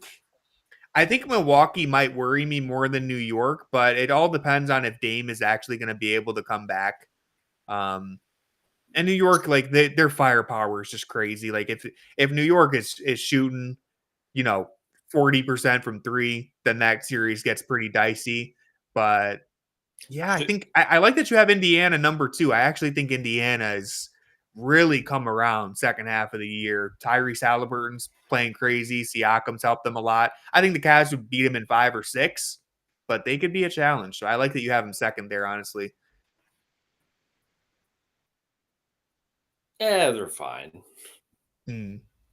Yeah. I mean, they're not contenders. I think there's 2 contenders in the Eastern Conference. It's Boston and Cleveland. But Indiana's they're definitely in the next tier. They might be at the front of that next tier over Milwaukee and New York. I would maybe tend to give New York or Milwaukee some benefit there. They don't have the top end talent, though. Yeah, the superstar power there. They don't. And the thing is, Dan and Demo are concerned about Chicago's pace. The thing about pace is it hurts you when you're playing Chicago on a Wednesday and you're playing again on Thursday and you just played on Monday. That's when the pace really hurts you. The pace doesn't hurt you when you have a week to practice for it and you're like, hey guys, we got to contain their pace. We got to make sure we hit the off, do all those things to really lock in on it. Pace can sometimes be a talent equalizer when you're not ready for it, but it's not when it's when you are ready for it. So I'm just not buying it. Yeah. I mean, just to again, rapid fire real quick, and then I want to answer Ken's question because that's a really good question. But I would we'll go more in depth on the podcast, but just as a teaser, I would honestly probably have them almost in the order that they're in. The team that I would least want to face is probably Orlando round one, just because the physicality. It's basically it. Like we're gonna beat all these teams in 4 or 5 games. Orlando is probably the team I would least want to see, just because their physicality. And I think they're better than their record. They've been very injured this year. Atlanta, number 2. Yeah, I mean, listen, they can space the floor. They got a lot of wings. We'd beat them, but they could annoy you at times. And then, I would have Chicago probably ahead of Miami, just because I think Miami, zero talent on that roster. At least Chicago has some pieces to work with. Overall, though, you're winning that in 4 or 5. Ken, I want to answer his question because that's a really good question. Kevin Love. That's so rude. Kevin Love. Listen, man, we love him. We love him. But he's not. He's not going to move me. The Rockets are coming back. Coming. Sorry, the Raptors. They were playing the Pistons. Oh, yeah. Well, the Pistons were up like Pistons, 25. Yeah. Ken asks, who do we want to face as far as story goes? Oh, man. Come on, Cavs. Come on. It's Javonte Green, man. As far as the story goes, facing JB would obviously be cool, but some weird situation where somehow New York gets to the conference finals and that's the team that we get to knock off on the way to the finals would be pretty rewarding. Going to the finals in general would be rewarding.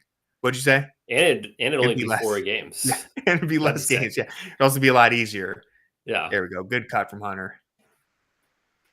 You don't like Bam, Herro, or Wiggins. You know what? There's talent on the team. I will say there's talent on the team, but it's just so their season is so uninspiring to me, I guess is what I want to say.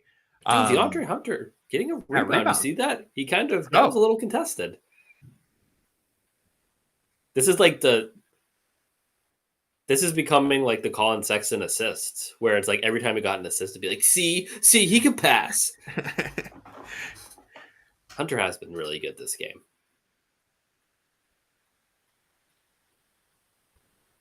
I just don't like how easy he gives up switches. Oh. Looked like that was off of 54's foot.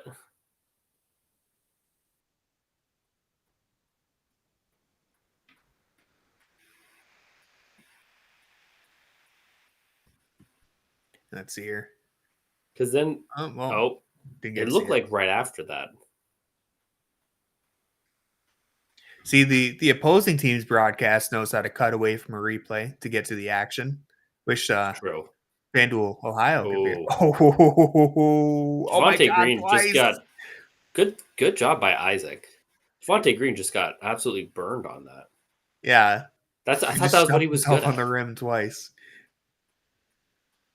See, and here's again, I'm going to keep saying it. You know why defensive catch-all analytics are tough? Because Javonte Green just got credited for 2 stops right there, and he didn't do anything. He gave up it was an Andre Drummond situation. He created the situation. Yeah. Yeah, Javonte Green, Defensive Player of the Year. Check the stats. Check his rating. Yeah. All right, so the Cavs, they gave up that lead just a little bit, but they're still in a very good position. Shouts. Yeah. I can see like the basis of where the comparison came from, but I wouldn't have felt confident enough in it to drop it in the chat, but I won't beat a dead horse here, Demo. You already admitted defeat. We all make mistakes. I think it was just how fast he admitted defeat. It was like a minute and a half after.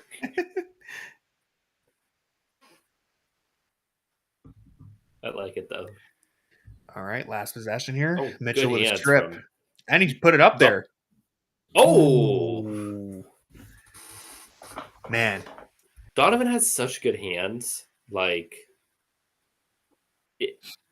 just feel like he never fouls in those situations and always gets his hands right on the ball. So coordinated. Yes. Hand-eye coordination is honestly insane. But yeah. Anyway, so that's gonna do it for me. I'll hop back on. Listen, guys, we're gonna do a post-game podcast like we've been doing recently. So I'm leaving for the 4th quarter to do some writing for Fear the Sword, get it all ready to go. And then I'll be back here once the game ends. Me and Jackson will record like a 10-15 minute podcast. And so, yeah, I'll see you guys soon. See you, Tony.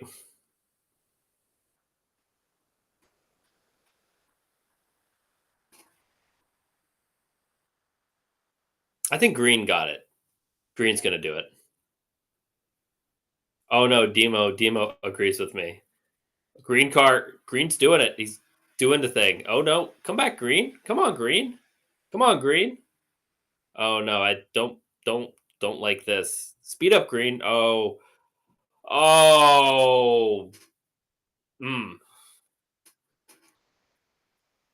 That's tough.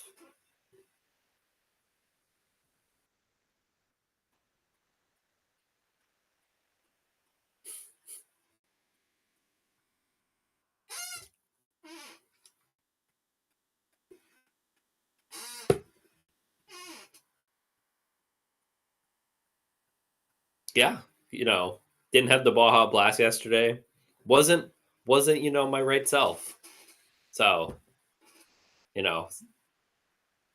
got to do what's necessary sometimes.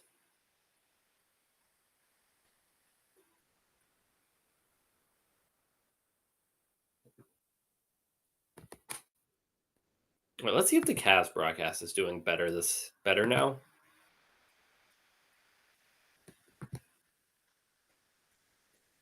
I'm not sure if you see, but there is a real guitar out there.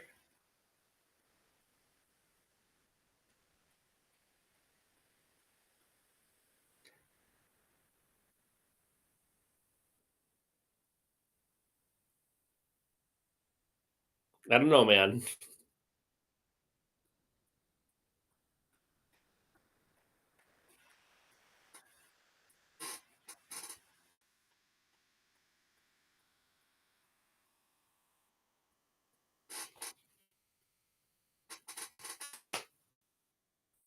Yeah, we'll see. Cavs need to lock in. Not having Jarrett Allen kind of throws off some of these lineups, all of these lineups. So get some suspect lineups out there. So yeah.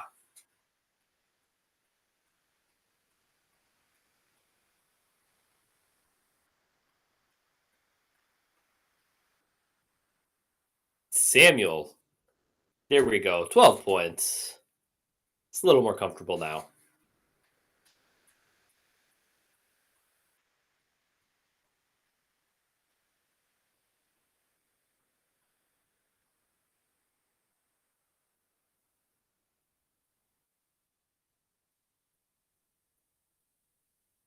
Ooh, there you go. That's a nice 15-point lead.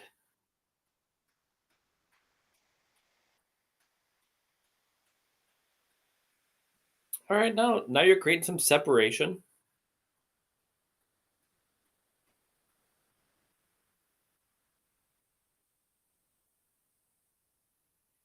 Good rebound from DeAndre Hunter there. Oh. That's tough.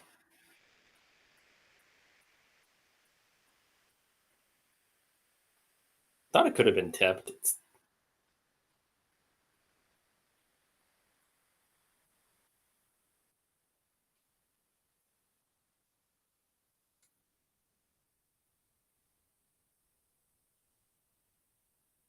Isaac picking up 94 feet here. Always like that.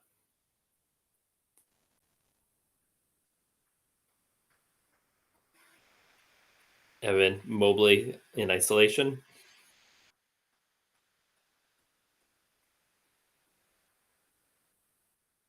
Yeah, I think it's hard to assign blame to one of those things. I think sometimes we would just have a miscommunication and it doesn't it's not really on either of them. It's just kind of sometimes that's just how it works. Like Isaac was open, he should have cut. It's understandable why Sam would think that Isaac was in the open spot that he was in. Draymond would have pointed everybody into the right direction, but you know the Cavs don't have Draymond. Ooh, that's unfortunate. Don't. Oh, wow. Shoot it, Sam.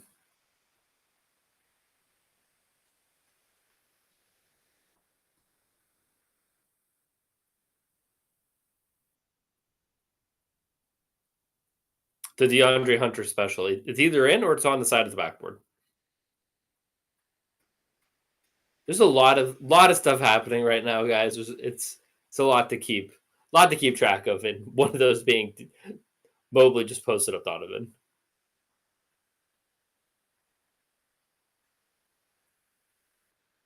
That was wild.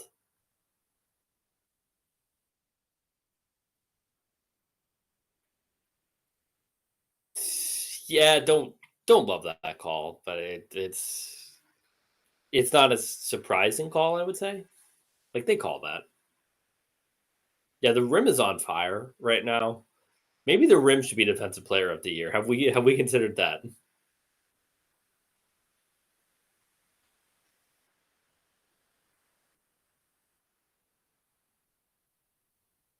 All right, 13-point game. Cavs still need to keep executing. I kind of like this lineup conceptually.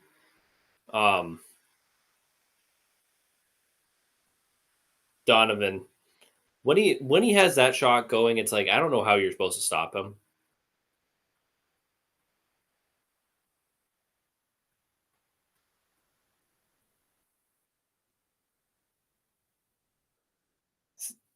See, DeAndre going under that screen and just getting kind of taken out of that play. That's what we're talking about. Is he gonna do the little snatchback three again? He wanted it. Yeah, don't. That felt a little forced, but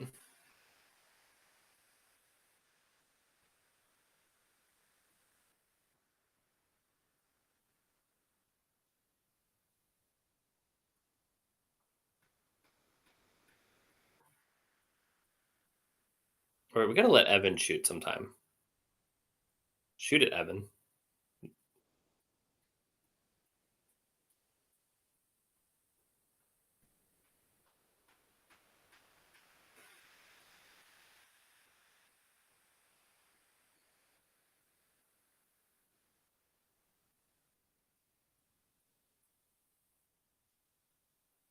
Inverted pick and roll here for Evan. Gets inside. Blocked. Oh, Sam Merrill. Get it back to Sam. Oh, the lob.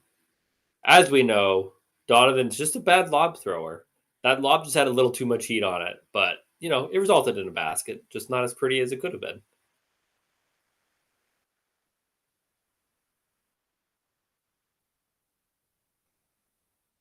They're going under on those screens so much. DeAndre, surprised he didn't take that. That seemed kind of clean. Maybe we need to see a replay. Okay, maybe I'm wrong. Maybe I pulled the demo. It's possible.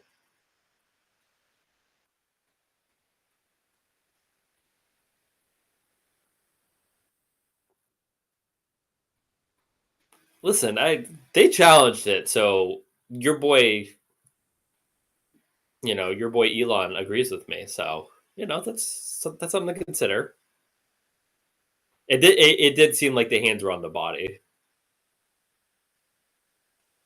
so it seemed like he got him.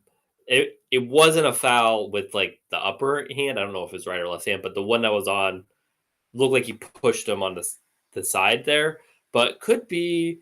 They like the phrase incidental, or it seems like he got him with the body. I don't know, man. Marginal contact, that's the word.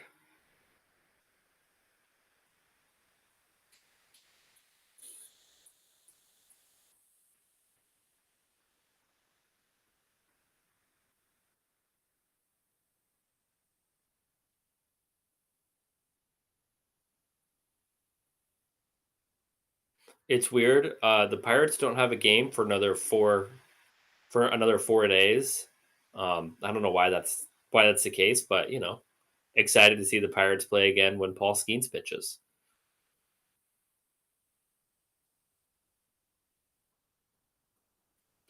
What are the odds? I'd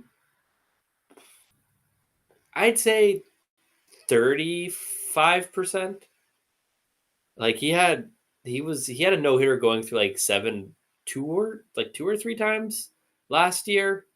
So I mean, I think it comes down to like he has to have one of those games where he's just getting people out in like a bunch of like 8 pitch, 9 pitch innings.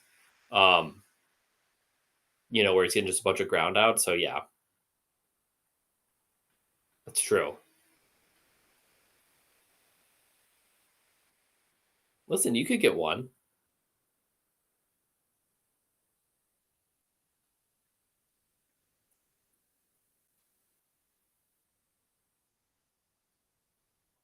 Guys, where's my apology? I can go back up and read all the mean things that you said about me.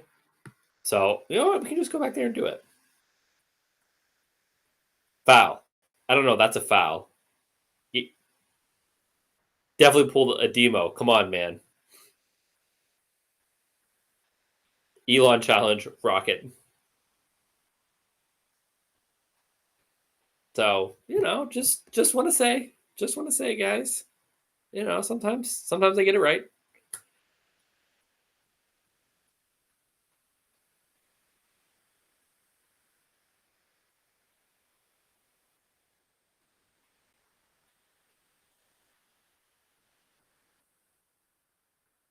Oh, Dan, yeah, that's convenient.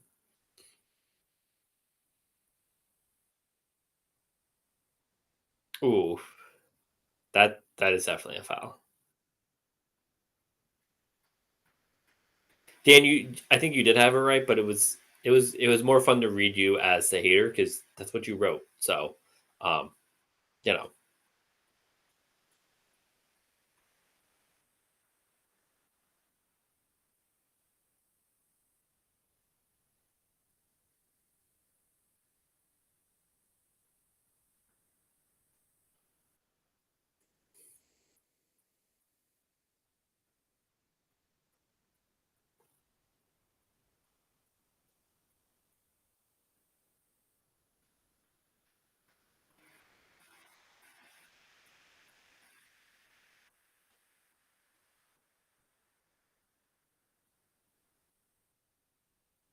ooh,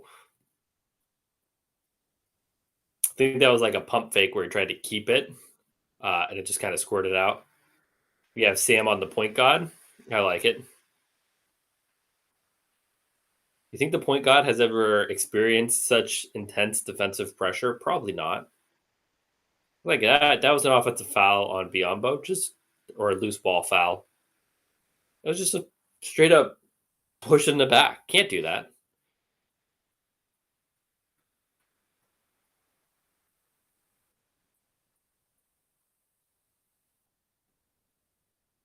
Okay, not a push in the back. More the rip through.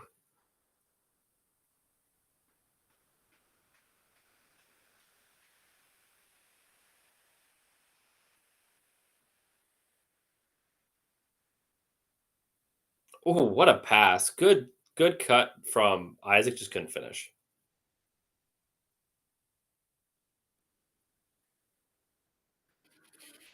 All right, the Spurs aren't like coming back, but they're also not going away either. So Cavs are gonna have to, they're gonna have to put them away.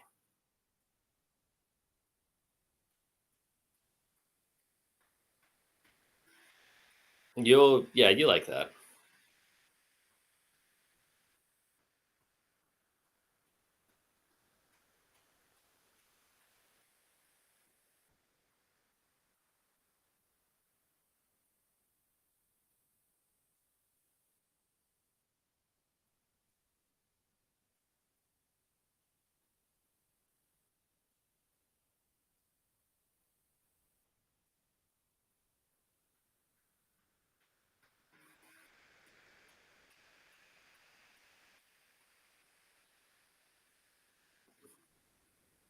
Couple bad passes there, guys. All right.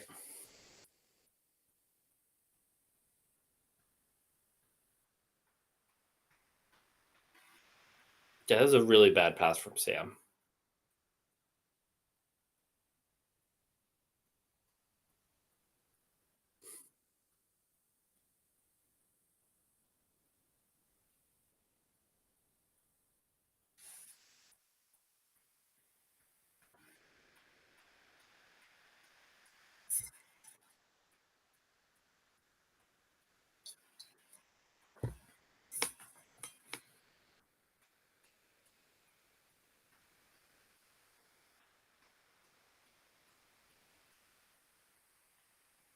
Got some DeAndre Hunter at the 5 minutes here.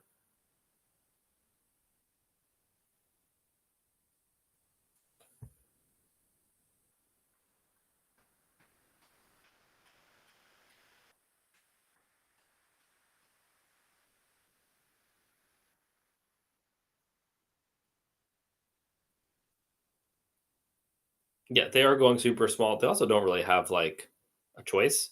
Yeah, Hunter at center. I mean, I guess the alternative is Tristan Thompson, and I understand why you'd want to go with Hunter. So we'll see how that goes on the defensive end. Obviously, the offensive benefits are pretty obvious. True 5-out offense, but gotta help out and get some boards here, guys. There you go, Sam. See, that's what you have to do. Good rebound, Sam. Listen, Sam does all the little things. I feel like he's a better rebounder than the raw numbers show.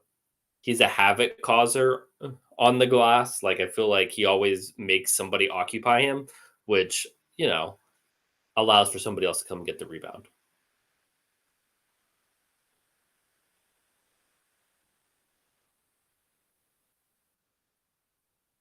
Good defense from Samuel once again.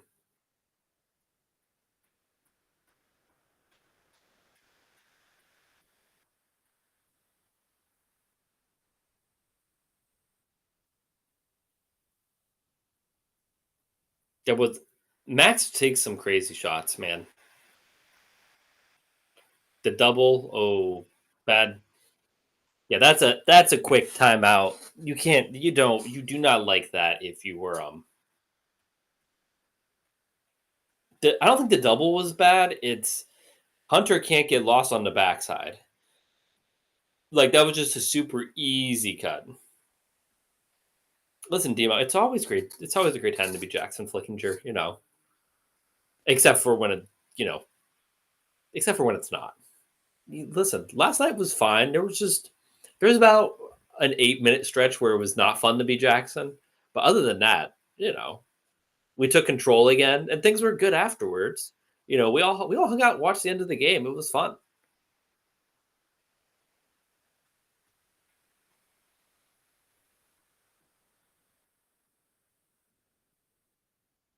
Yeah, I mean, I think Hunter at the center minutes are not what you're looking for.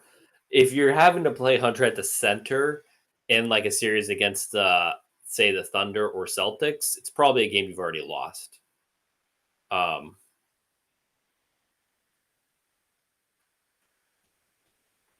but it's fine. I wouldn't play Tristan. I think like first off, I think there's something valuable to some Hunter at the center minutes because, like, let's say you're down in a game by 15 in the third quarter and you're trying to spark something. I think it's really easy to spark something when you have Hunter at the center and you just have like space for days. So trying to get some more minutes with that group, that's one of the things that like Kobe pointed out multiple times in one of his few press conferences, the one right after the trade, that he likes he likes the idea of DeAndre playing some center.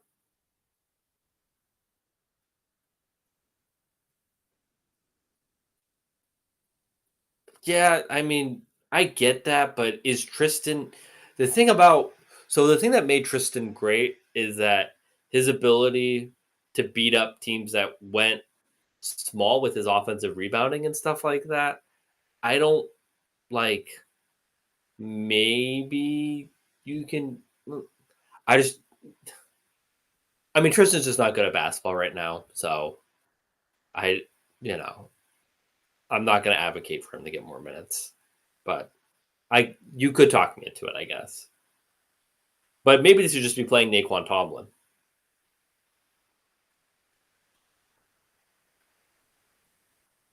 Free Naquan Tomlin. I don't think we can ask for more Tomlin, please. I think we just we have to start with like some Tomlin first. We can't have more of nothing.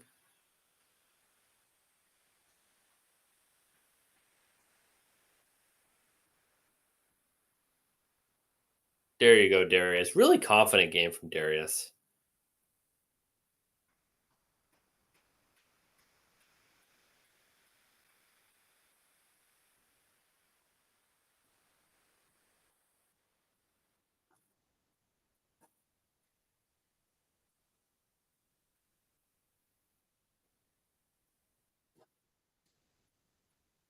Nice finish from Harrison Barnes.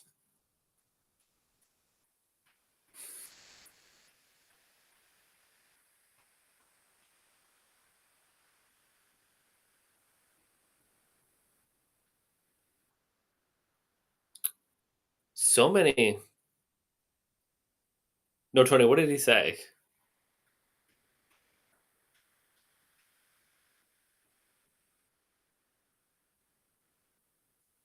This is a tease. I just missed it talking myself.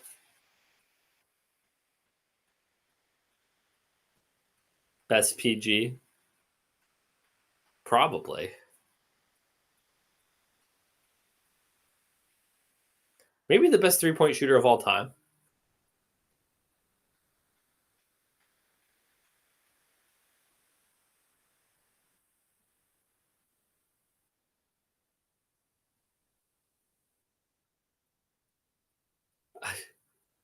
I mean, he did hit a game winner. I mean, this was also this was a 10-point game when he hit it.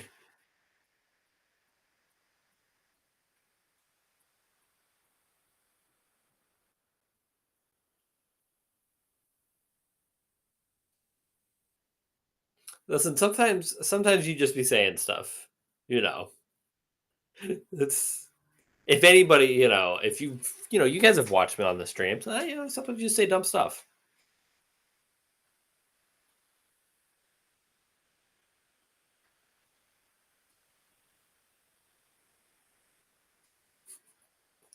Listen, that's let's not get carried away, Demo. Like let's calm down. We don't want to compare takes to your take so freely. So I would push back on that.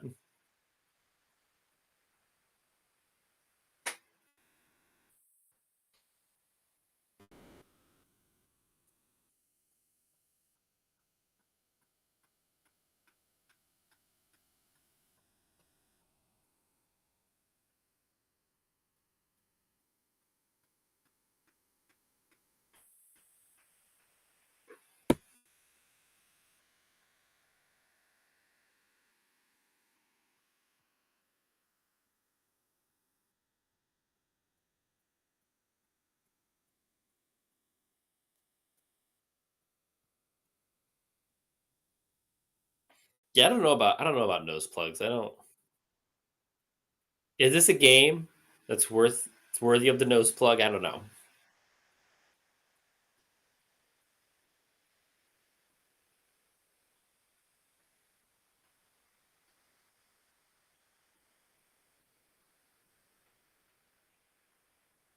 Did you not see him get hit in the face, Demo? You calling that performative?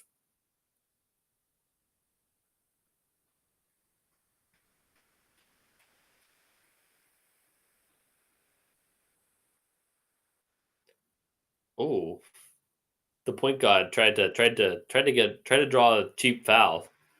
The refs didn't see. The refs saw through it. They said no. I like that.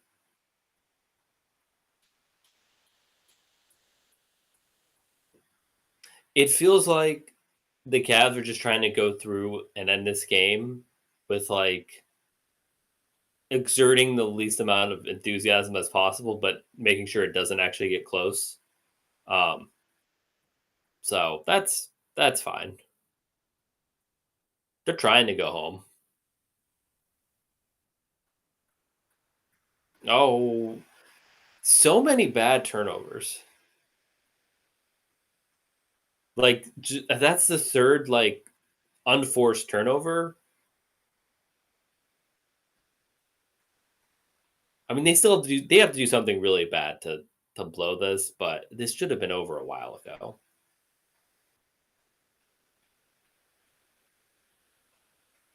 They just need to free Sam Merrill.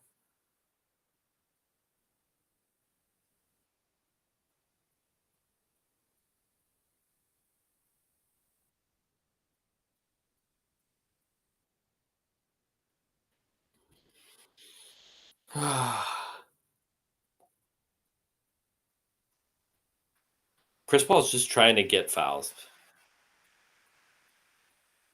That's a tough shot.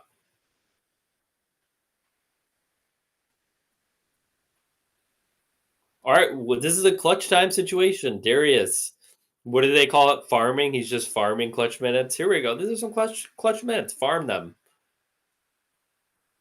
It says, don't mind if I do.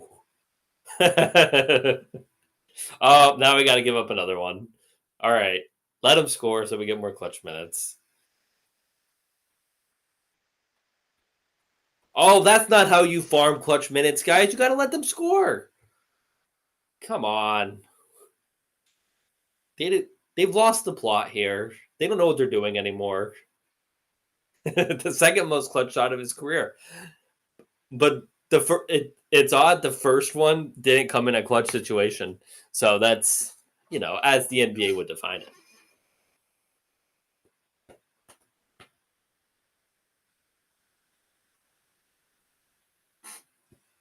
All right, Darius, you don't need this one, so you can give it to somebody else. You can miss it.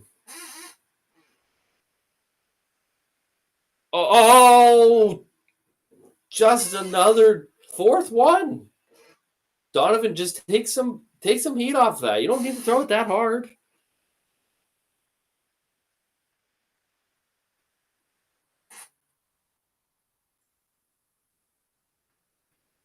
Evan should have had like 40 points tonight.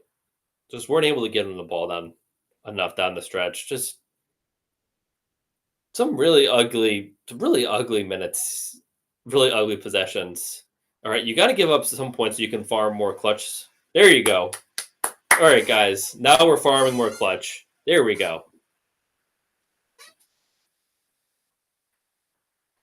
All right, give it to Darius. Let him get 2 more clutch points. That's fine. You're not going to get clutch player of the year by not doing this. All right, that was bad. That was bad. Maybe I need to stop the bit. No, I'm not going to stop the bit. Why would I stop the bit?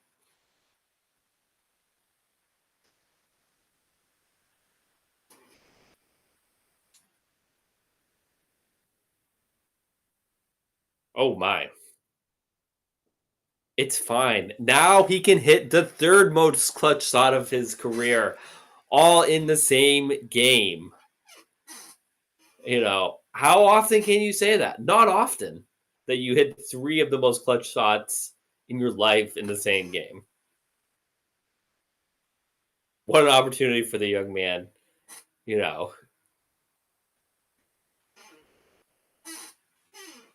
Tony, check this out. You already are a creator, but I would start prepping a. Tony, you can't be on here. You got to start prepping the Cavs drop this one. The Cavs drop this one. Here's the takeaways. Here's the takeaways from this.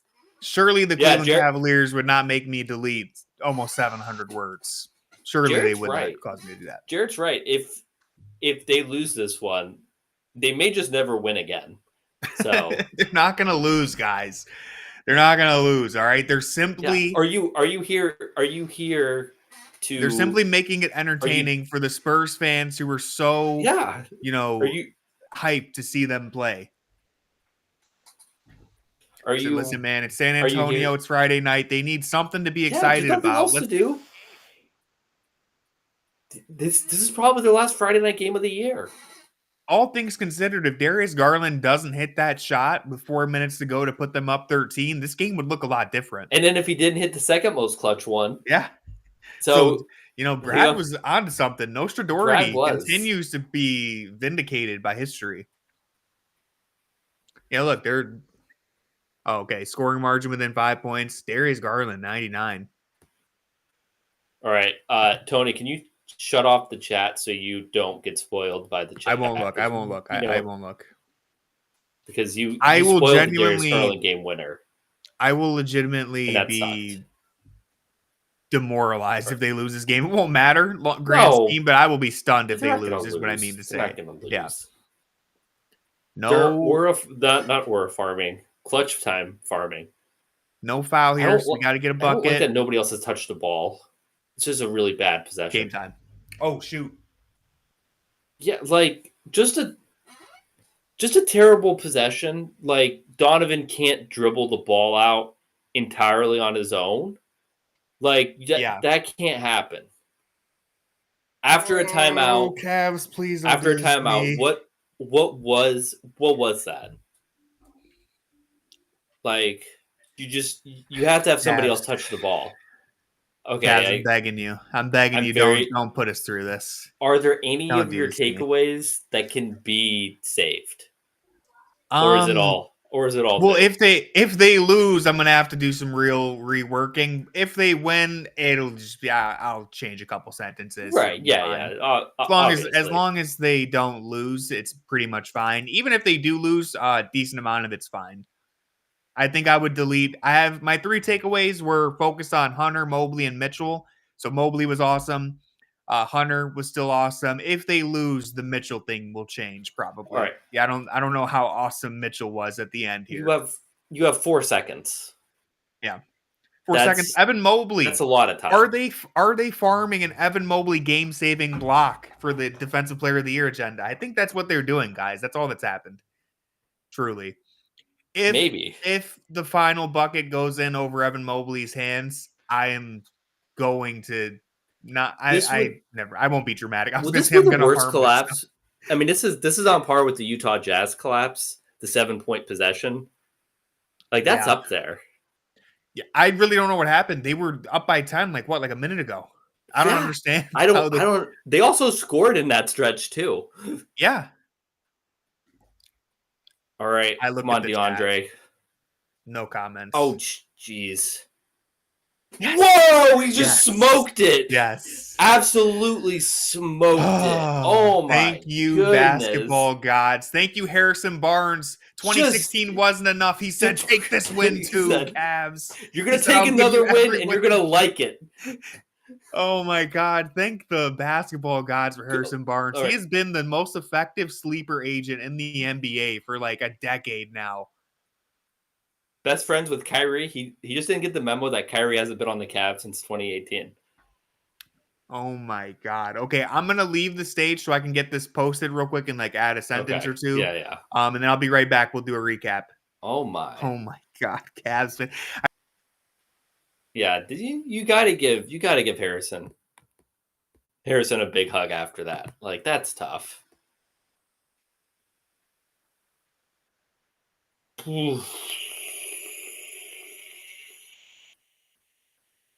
Brilliant damage. This is a great question.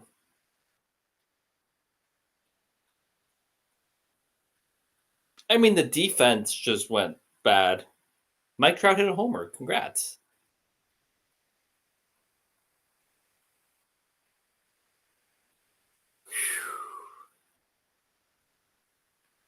Man, that was bad. That was bad.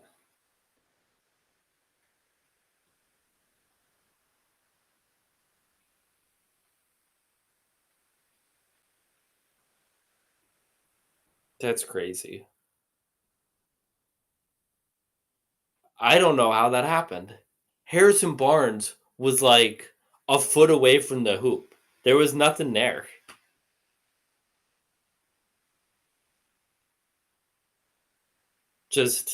I mean, it was a little more than a layup. It was a hook shot. Hook shots are tough if you're not somebody who takes regular hook shots, but you're not going to get a cleaner look. He just completely shook DeAndre Hunter. He acted like he went one way, and like Hunter was just gone that way. So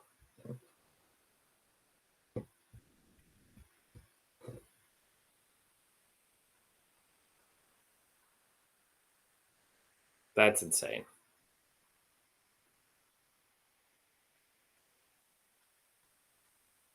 I agree with you? Dr. Manhattan, no, I don't agree with you. It's not wise to take anything that we see this late in a regular season for real. So it's fine. Like that was bad, but I'm not going to. It's the worst thing you can do is overreact.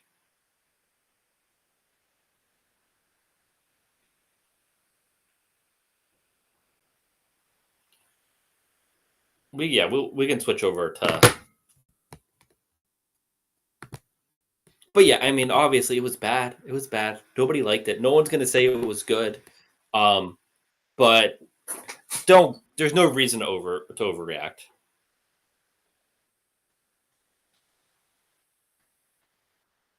Nobody will remember this in a week. And it's fine. It's fine. Like, it was bad. It was very bad. Yeah, we don't have Dan will remember, but that's good. But I'm just saying, like, the game's not gonna matter. It's fine. Like, I think that if they did this, if they did this against like the Knicks in a game that they really wanted to win, I think that means something more than like doing this in a game where they completely took their eyes off the ball. Like, they completely lost focus. They had 4 turnovers that were just like completely just like brain farts. So, like, I don't know how else to describe it. And all of which would have, led to points the other way. Like, it's fine. They won. The magic number's down a little further. It is what it is. It was never in doubt. But the clutch net rating went down. So that's something to acknowledge.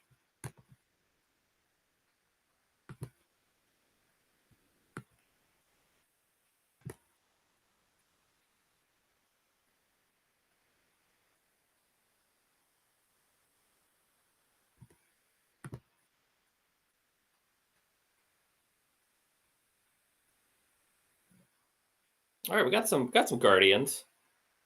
The iso ball late was bad. Yeah, it was really bad. Like, there was bad stuff there. I'm not gonna act like there wasn't bad stuff. The iso ball was bad. Donovan dribbling the air out of the ball for 20 seconds, that was bad. So lots of not great stuff was going on down the stretch.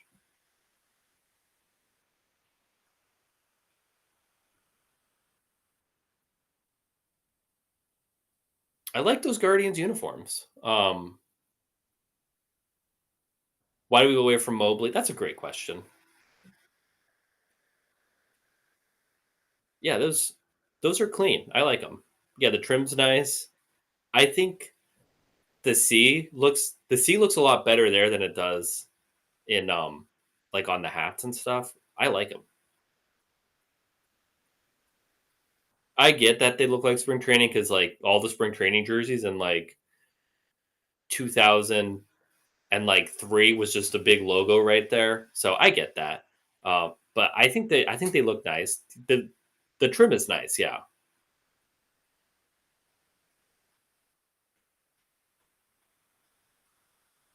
See, the biggest problem with Cleveland jerseys is Cleveland is a really not a like any jersey that has to say Cleveland on it. It just doesn't work because Cleveland is just not a aesthetically pleasing spelling. So anytime you can get rid of having to spell out Cleveland, I am all for it.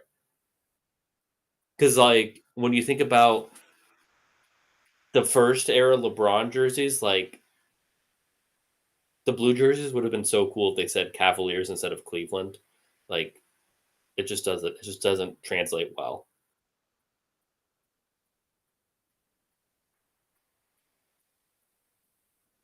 Yeah, see, I never like when the letter is like like the team name. I feel like the letter has to be like not the team name. The chat. So Tony, the chat was losing their mind, but then I put the Guardians game on, and then the chat just like really the chat like really mellowed out.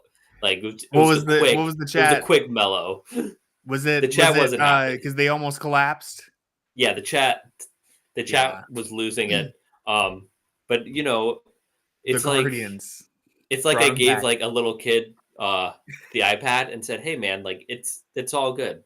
You can watch some Cocomelon. Screen time." Yeah, you guys get some screen time. So man, Listen, when we officially start here, I'll need you to explain a little bit of what happened because I did take my eye slightly off the game as I was Listen, writing, so I don't know exactly how the hell I they stopped paying fumbled there. attention as well. Yeah. Okay, so I I was won't making put you on the jokes. spot then.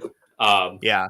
I was making jokes. Honestly, it looked like they just hit a bunch of three. Like the game wasn't completely out of reach for most of that, right? Like we were up by like 12, 15 for most of the second All right, half. I'll actually have to We'll save it. look at the game logs here to see when things turned around. They're making me do actual I'll look work. at the play-by-play real quick. I can share That's a what I meant. screen. That's what I meant. Yeah. You want me to share my screen?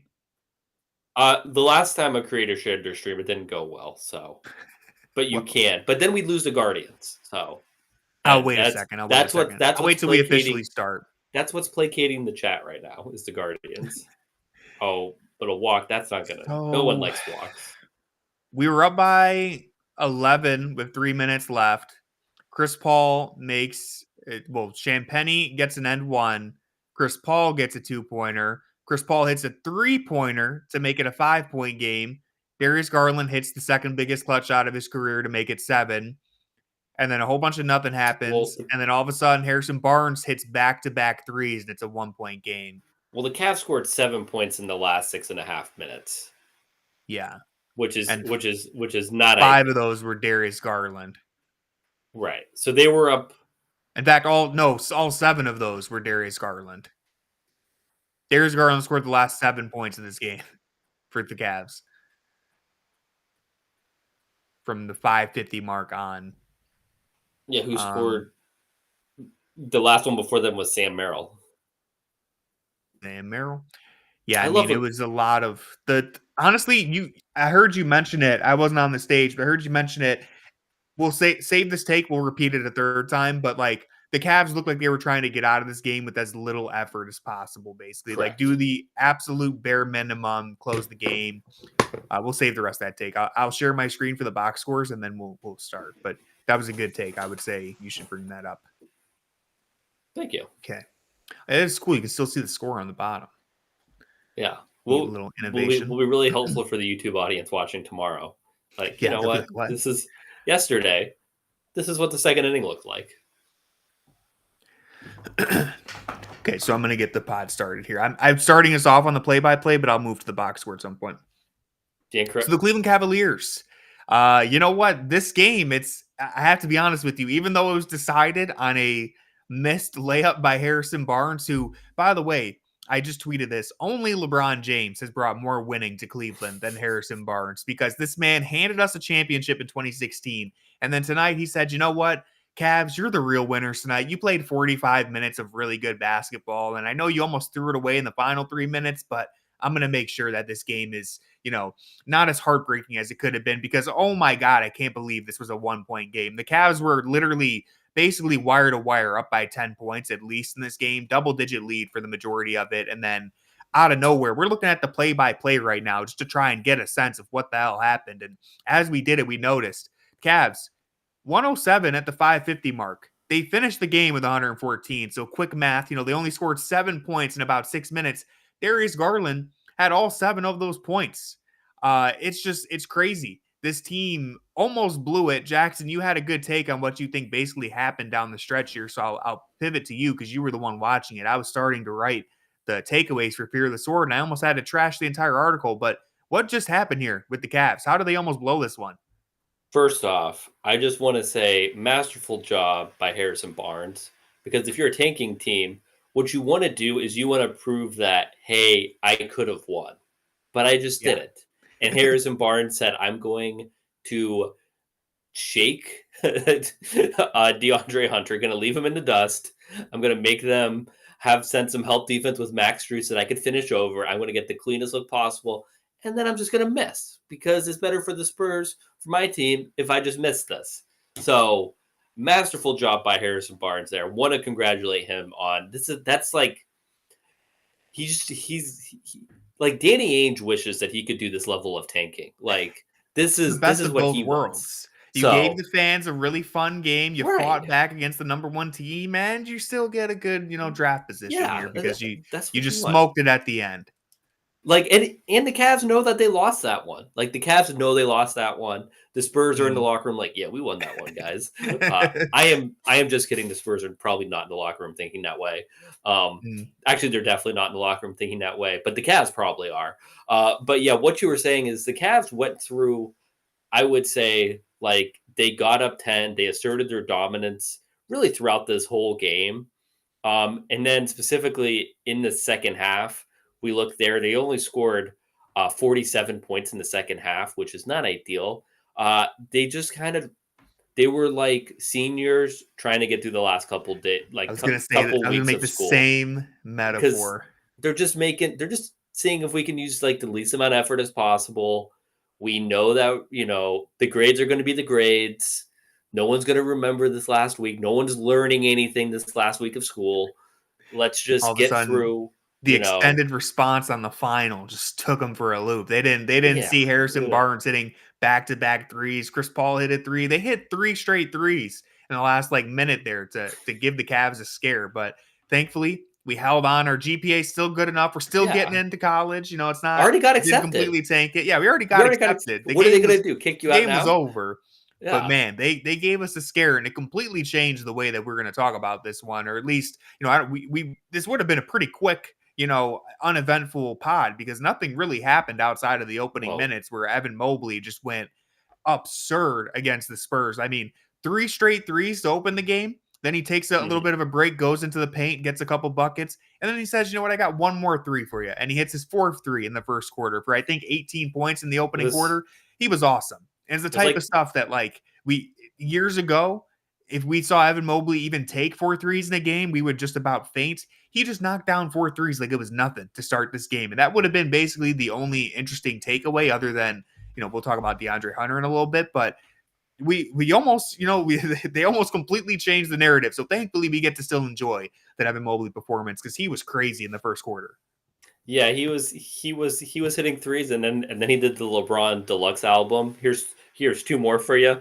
Thank you for coming on this journey with me. But yeah, it was Evan Mobley was great. I don't have the numbers in front of me. I feel like he got iced out of the second half. The Cavs really didn't do a good job of giving him the ball, setting him up, and really letting him cook. There was a couple passes like Donovan Mitchell just rifled one out of bounds when Evan Mobley was wide open underneath. There were some situations where the Cavs just kind of messed up feeding it to him, but it just wasn't for how good he was at the start. You would like to see them continue to feature him, especially on a day that Jarrett Allen missed the whole second half. Would have been good to just keep featuring him. Yeah, we should mention that just real quick. Jarrett Allen did miss the entire second half. He's not injured. It actually basically, so Jarrett Allen has played every single game this season. Seems like it's his goal to play all 82. This was the Cavs' way of saying, all right, he played the first half. He's going to sit out the second. It still counts. He played the game. He's resting without actually resting. And to the Cavs, in their defense, I mean, they were up by 15. This game looked like it was over at halftime, so they probably thought they didn't need him. Until the Evan Mobley thing, too. Off the top of my head, if I'm remembering correctly, he was 7 for 7 to start the game in the first quarter. He finished 10 of 13. So that means he took 7 shots in the first quarter, made all of them, and then didn't take 7 shots the rest of the game. I think he had 8 at halftime, and so he only took 5 more. That really can't happen. He played 37 minutes. He was out there on the floor. He was there. So I don't know what, I'd have to go back and watch the film again. These are live post-game reactions, but man, when Evan Mobley has it going like that, he finished with 25 points. This could have been a 40-point game for Evan Mobley. And so that's a little bit disappointing. Still, I think the main focus is man, Evan Mobley was so awesome tonight, but think of how much better he could have been if he kept getting the ball. And on top of that, 12 rebounds, 5 assists, 3 blocks, 1 steal. This was a hell of a game from Evan Mobley that thankfully we get to still enjoy. We, again, I say it all over again. We just almost had it completely fall apart, but this was an awesome game from Evan Mobley on one of the better, more dominant and aggressive approaches we've seen from him that just kind of disappeared in the second half. Yeah, and it's part of that does go I think it's very easy to point the blame at the guards need to do a better job of getting Mobley involved, and that is true. But there is a certain part of it where if you have it going, you need to demand the ball, especially if you are someone who is as good as Evan Mobley is. Everyone talks about Evan Mobley, like all the Cavaliers talk about Evan Mobley being like the best player on the team or one of the very best players on the team. Like, you have to go out like the best, like, you know, we were watching last night the Lakers and Warriors. The best players on that team were getting the ball down the stretch. You know, they were making sure that the game was going to be decided by them. Evan Mobley wasn't making sure that he was going to decide the game. You know, he wasn't an active participant in the offense, and that does come back to him to some degree. So I think it's important to bring that up as well, as like it's a two-way street here. Evan needs to do a better job of putting himself in position to get the ball and being more forceful about demanding the ball, because he had it going tonight. The Spurs were out Wemby, were out Sohan. We were stuck with Bismack Biyombo as the center. They were trying to go small. Like, this was just a matchup that Evan Mobley was feasting in.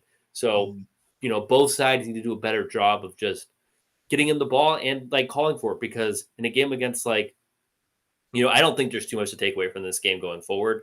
But if this was a game against Boston, you need Evan Mobley to be forceful when he's getting those mismatches and stuff. He needs to be aggressively looking for those mismatches and also like exploiting them and demanding the ball. And like, we didn't see that tonight. And that's a little disappointing considering how well he started. Yeah, this matchup definitely called for him to just go crazy every time he gets the ball. And again, like first half, he did it. I think one thing that kind of surprises me almost too is like second half, especially once the game got close too. I totally understand. Like, I'll use the Kings game as an example where Mobley was going crazy and Mitchell kind of took over the offense at the end. Like, when you're losing a game, they were trailing in that game. It's kind of hurry up offense. You need the guards to create something and create it quick. We don't have time to set up Evan Mobley at the elbow or whatever. So in that scenario against Sacramento, I was like, oh yeah, let Donovan Mitchell, let Darius Garland cook. Here, you had the lead. You're running down the clock. I wish we could have got more Evan Mobley, but yeah, I think we said basically everything on Mobley there. I want to hurry up and get towards the end of this pod so that we can get the grades and everything done. But two more things to focus on. One, very, very quickly, Donovan Mitchell. I genuinely thought, other than the last 5 minutes of the game, this was a pretty good game from him. 26 points, 7 assists, throwing all sorts of crazy passes. Some of them turned into turnovers. Others were really impressive, like that cross-court pass he had to Max Strus. 6 of 11 from 3. I think he missed his last 2. I don't know off the top of my head, but he was shooting really well from 3. He was hitting the side step threes. Like, this was a very good game from Donovan Mitchell until it wasn't. Overall, still a net positive, but just wanted to shout that out. And then the last thing is DeAndre Hunter. 18 points off the bench. Shooting wasn't as efficient as it felt, 7 of 16, but 4 of 8 from 3. Basically automatic on the catch and shoot. I thought that his 3-level scoring was on display tonight. You really just saw how, this is a type of offensive weapon that the Cavs just didn't have on their bench, which some people might say it should be in their starting lineup, but it's on their bench right now for the time being. The fact that he can knock down threes, attack a closeout, score from the mid-range, get to the rim, that's really awesome. And the dude had 7 rebounds tonight. So if he can attack the defensive glass a little bit better, I still don't think it was like great tonight. I wasn't looking at him like, Andre Drummond or Josh Hart, or that's crazy two comparisons to make, but you get the point that I'm trying to get at. Like, I didn't look at him like, wow, Andre Drummond, or DeAndre Hunter is killing it on the glass tonight, but you look at the box score and he got 7 of them, which, we'll give credit where it's due, because he just, he's had a lot of games where there's just zeros across the board.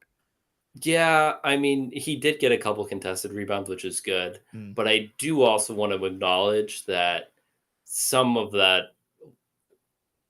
there was some bad defense there. Specifically, he was a party to the Harrison Barnes smoked hook shot. Like, he was a big reason why that happened. So, and it wasn't great defense. I think this was a tough game for people who, like myself, believe that like the Cavs' best lineup includes him at the 4 or like closing lineup in a lot of games, because he just wasn't really like a deterrent in any way on the defensive end. So,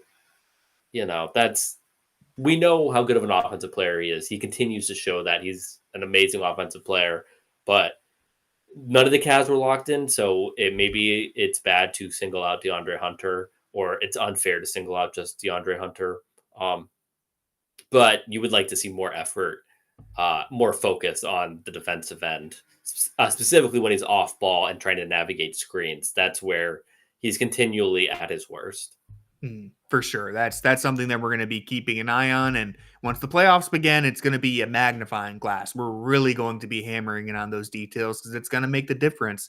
But yeah, overall tonight, look, the Cavs, they were up by double digits most of this game. Kind of just trying to close the fourth quarter by doing as little as possible. And it almost burned them, but thankfully they managed to escape without a full catastrophe. That's going to do it for this episode of the Junkyard Pod. Thank you to everyone for watching on YouTube. Thank you to the Playback chat for showing up and watching the game live with us. Make sure you go to fearlessword.com for all of our post-game writing and breakdowns. And that's all I have to say. We'll see you on Sunday for, who are they playing? Cavs? Kings. Cavs Kings. We'll see you on Sunday. Make sure you're here for it. And until